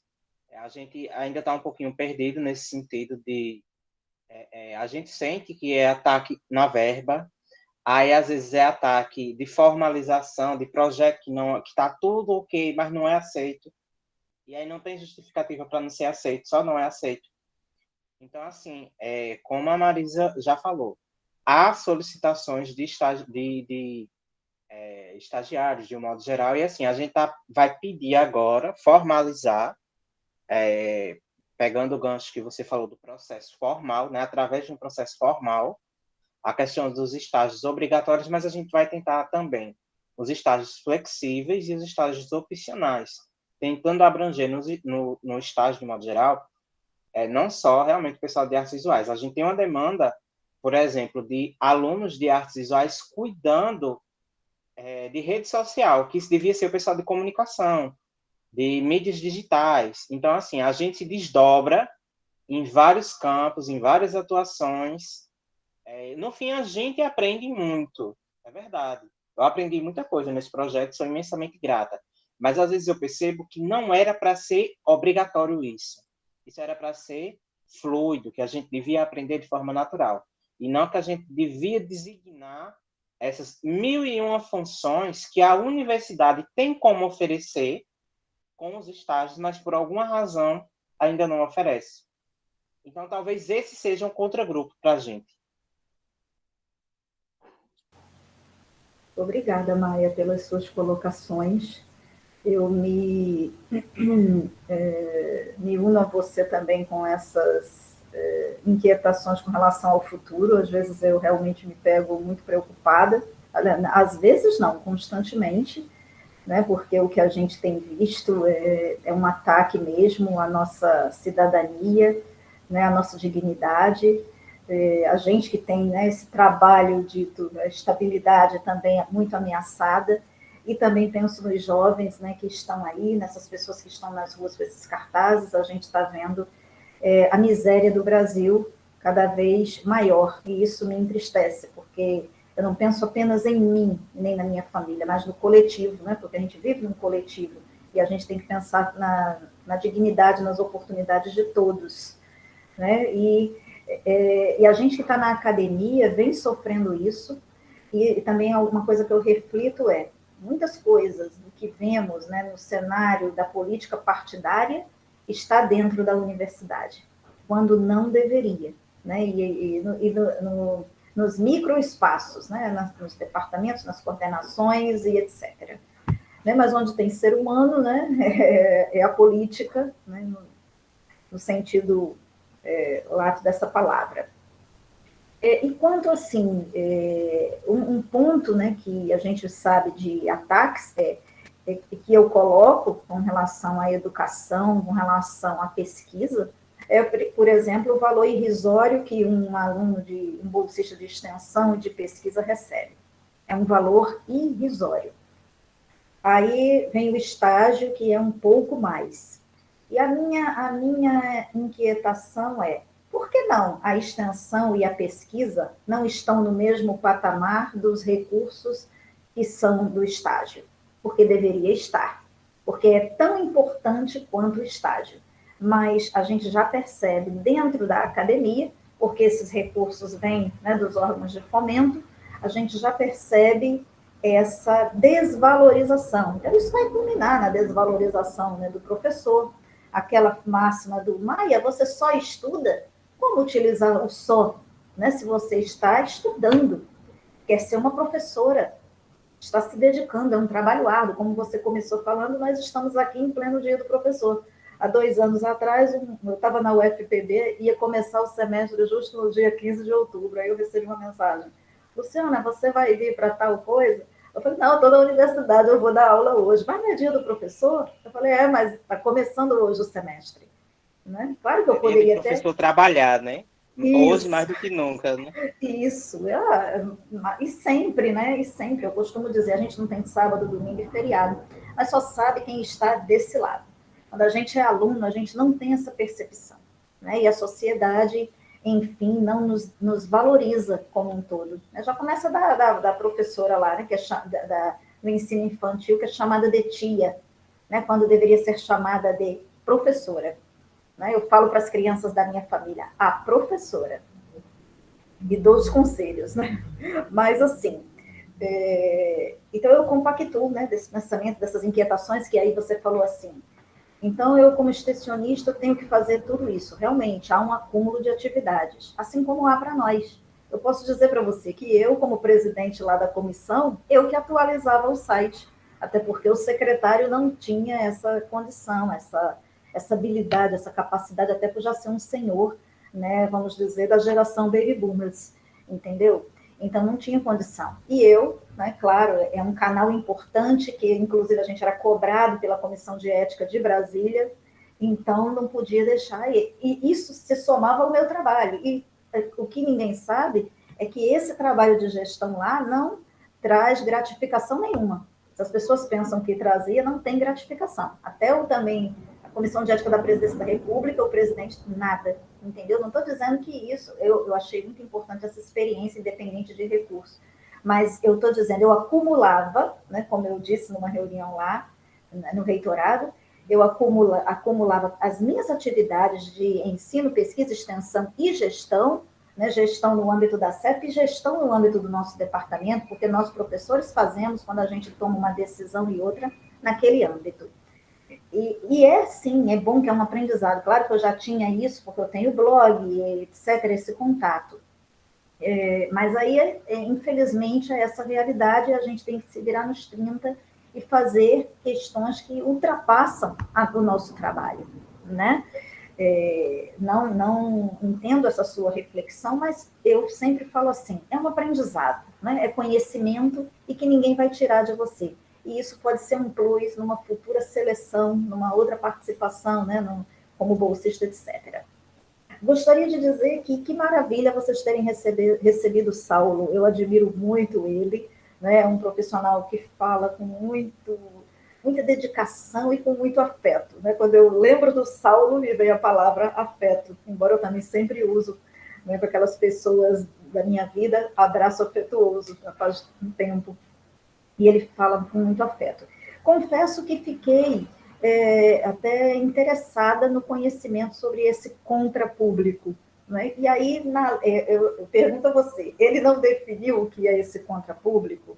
No entanto, com relação ao que você fez de reflexão, né, talvez, né, esse contrapúblico pode, não vou dizer aqui que é uma definição, é o que eu pude captar e refletir a partir até das suas considerações e o que a gente vê que as nossas instituições museológicas vêm enfrentando também, né, desmonte, descaso, incêndio, etc. Então, esse contrapúblico, né, está, de fato, nessa esfera macro, né, por exemplo, do poder público macro do Brasil, quanto talvez nessa esfera também das universidades, etc., né, não por quem está gerindo aquele equipamento, mas também por uma série de questões como os cortes nos orçamentos, no orçamento da universidade. A gente está enfrentando isso hoje é dia de mobilização em defesa da ciência, né? Porque tivemos os recursos cortados. O que aconteceu com aquele incêndio do Museu Nacional, né, que é o museu da minha vida, eu passei minha vida ali, foi por isso. Mas o professor Kellner tinha o documento dizendo que precisava de recurso. Tudo estava documentado na gestão. É por isso que é importante a gente documentar tudo. Eu falo para os meus alunos, não é brincando, deu um espirro, pede o documento. Então, precisa de um estagiário, formalizar o documento. O que quer que seja que precisamos de um espaço adequado, porque isso também a gente fez, preciso de um espaço adequado para a Pinacoteca, formaliza no processo. Entendeu? Tem que formalizar, porque assim a atuação da Marisa fica documentada. Ela fez, ela não vai estar eternamente no cargo, né? Outros virão, mas a Marisa fez, né? E sempre também a emissão de relatórios para comprovar isso. Então, na minha linha de pensamento, eu vou também agora buscar isso, Obrigada, Alberto, obrigada. Essa situação, eu vou buscar mais informações sobre esse contrapúblico, né, que vai na linha dessa situação, no meu pensamento, que a gente vem enfrentando. Não vamos dizer, consciente, uma atitude consciente de nossa parte, que a gente que está atuando em defesa dos museus, mas consciente por parte, né, de um desmonte, de um povo sem conhecimento, de um povo sem cultura, tá entendendo? Então, são questões assim que são históricas, né, e que de uns tempos para cá vem se agravando, né? O Brasil teve, nas primeiras décadas do século XXI, durante o governo Lula, um avanço muito grande, né, no âmbito das instituições museológicas, toda a documentação feita de forma participativa com os atores da museologia e do campo dos museus. Mas, infelizmente, tudo isso, né, vem sendo desmontado e a gente teme, né, teme pelas instituições. Teme. Claro que também é algo que eu sempre percebo, né, há exceções, há casos e casos, é diferente. Há uma pinacoteca em São Paulo com uma pinacoteca que está em João Pessoa. João Pessoa tem museus e precisa reconhecer isso e fazer com que essas instituições se sustentem e que tenham equipes, de fato, condizentes com o seu papel, com a sua atuação. Cabe você querer criar um museu na cidade e, ao querer criar esse museu, não ter na sua equipe um museólogo? Claro que eu defendo, tem que ter uma equipe multidisciplinar, sim. A própria Graciele, no workshop, defendeu que pediu que tivesse na equipe do museu que ela atua um administrador. E aí o gestor máximo pergunta, mas para que você quer um administrador? Porque o administrador é importante, né? E o próprio administrador não pensa, eu posso atuar numa instituição cultural como? Claro que pode, né? Numa equipe multidisciplinar, claro que comandado pelo museólogo. Né? São atuações distintas, mas é importante que haja essa equipe multidisciplinar, entendeu? Então, Maia, não sei se respondi bem sua pergunta, mas vamos pesquisar um pouco mais sobre esse contrapúblico. Até na nossa área da ciência da informação, a gente fala sobre informação, conhecimento, e tem uma professora, foi minha professora no mestrado, maravilhosa, a professora Eliane Alvarenga, ela já falava da contra-informação. Né? Respondendo a sua pergunta, se o Saulo trouxe para a gente a definição, ele fez uma coisa interessante. Ele deixou a informação de onde ele pegou a referência, mas ele não disse para a gente o que era isso. Ou seja, ele plantou a semente, mas quem vai regar isso é a gente. E eu acho isso justo. Ótimo, eu gosto disso, né? Também. Então, ele foi lá e disse, aqui é essa referência, e aí vocês têm total acesso, né? Vocês podem pesquisar, e aí, a partir da pesquisa de vocês, o entendimento de vocês pode ser mais amplo, mais diferente, mais específico. Então, de certo modo, o que você trouxe para a gente agora sobre o contragrupo já foi bastante útil. Bom, Luciana, a gente está chegando por volta das 11 horas. A gente considera que foi uma conversa riquíssima em todos os aspectos. Alguns programas fluem melhor, outros são mais técnicos. Esse a gente considerou que foi realmente mais rápido, que a gente conseguiu expor, né, algumas coisas com mais animosidade até. Então, a gente está chegando perto do nosso encerramento. Se a Sabrina e a Marisa quiser fazer algumas considerações finais, sintam-se à vontade. Desde já, eu agradeço muito a sua presença, Luciana. Luciana, para te agradecer muito você estar aqui presente hoje, no Dia dos Professores, né, Luciana? Dando, assim, sugestões maravilhosas para a gente. Gostei demais. Eu acho que a gente tem que conversar mais com os nossos pares, né? É da conversa que as coisas se aclaram, né? E assim, essa sugestão sua da gente formalizar os processos é muito importante. A gente tem feito isso, sabe, Luciana? Assim, todas as questões que a gente pede para o CCTA, a gente sempre formaliza um processo, né? Isso aí está sendo feito.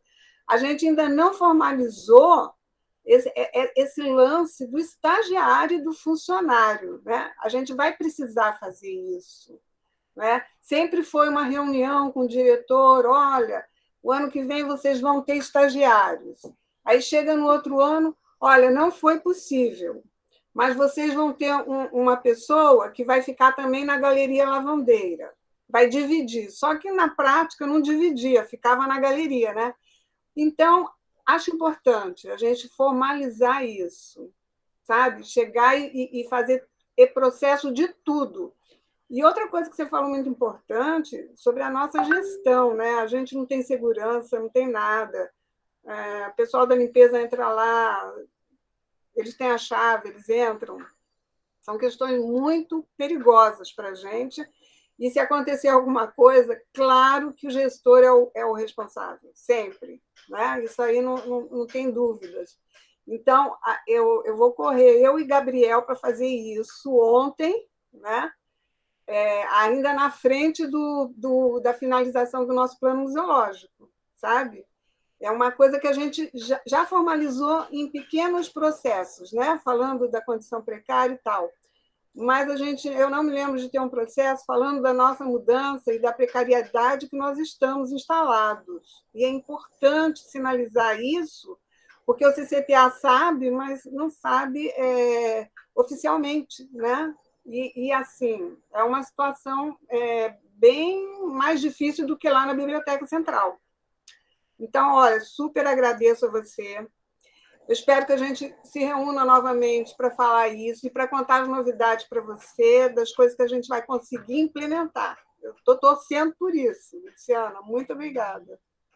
Luciana, muito obrigada, foi muito rico. Anotei aqui as suas sugestões muito boas e dentro da nossa realidade são coisas que podemos fazer, né? Então, isso também é muito importante, né? Quando a gente tem essas contribuições, mas que são possíveis da gente realizar. Então, acho que foi muito rico e dentro das nossas possibilidades. Então, essa questão também que você colocou da reavaliação, né, dos 2 anos, é algo que a gente ainda não colocou no plano, mas já anotei. Isso é muito importante, que em 2 anos a gente reveja, né, que a gente trace novas metas, porque não é uma camisa de força, né, mas é um plano de gestão, então ele tem que ser reavaliado. Isso também anotei aqui para a gente fazer essa inserção.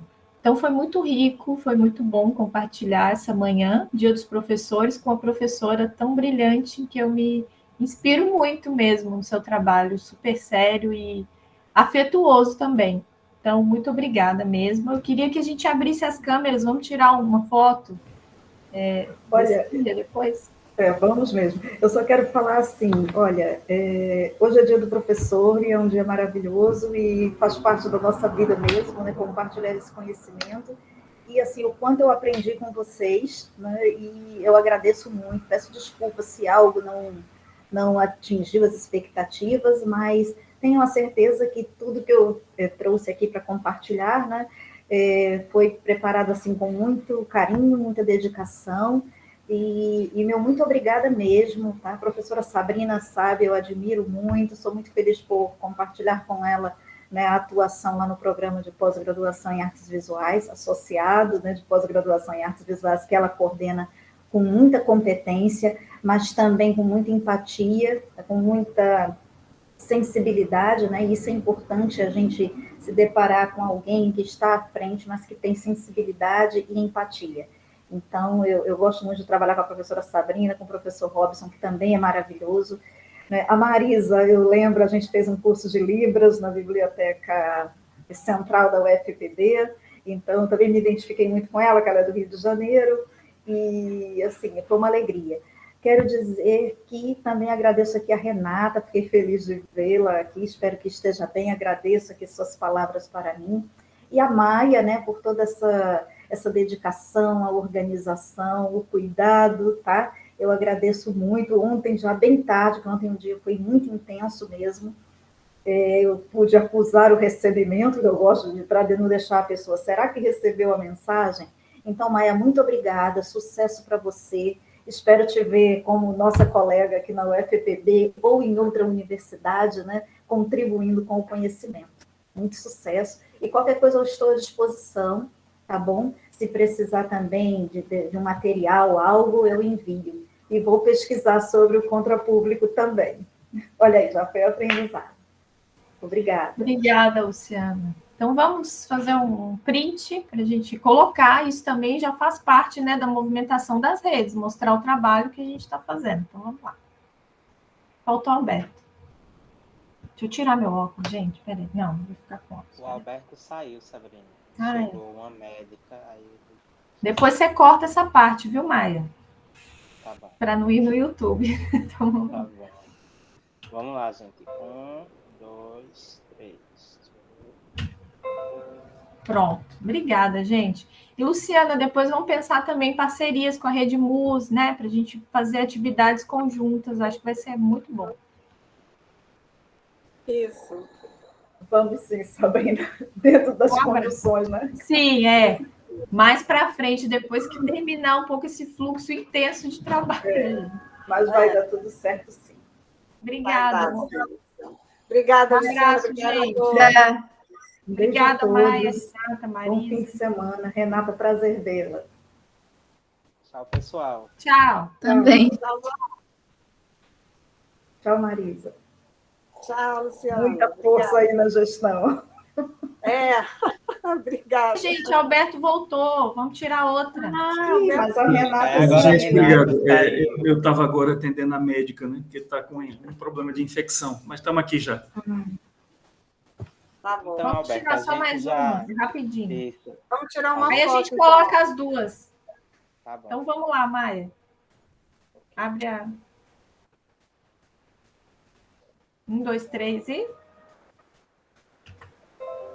Pronto. Então é isso, gente. Até às 15 horas temos outra Isso, reunião. Exatamente. Um abraço. Eu vou também. Ótimo dia. Tchau, Tchau, tchau, tchau. gente. Tchau, pessoal. Tchau.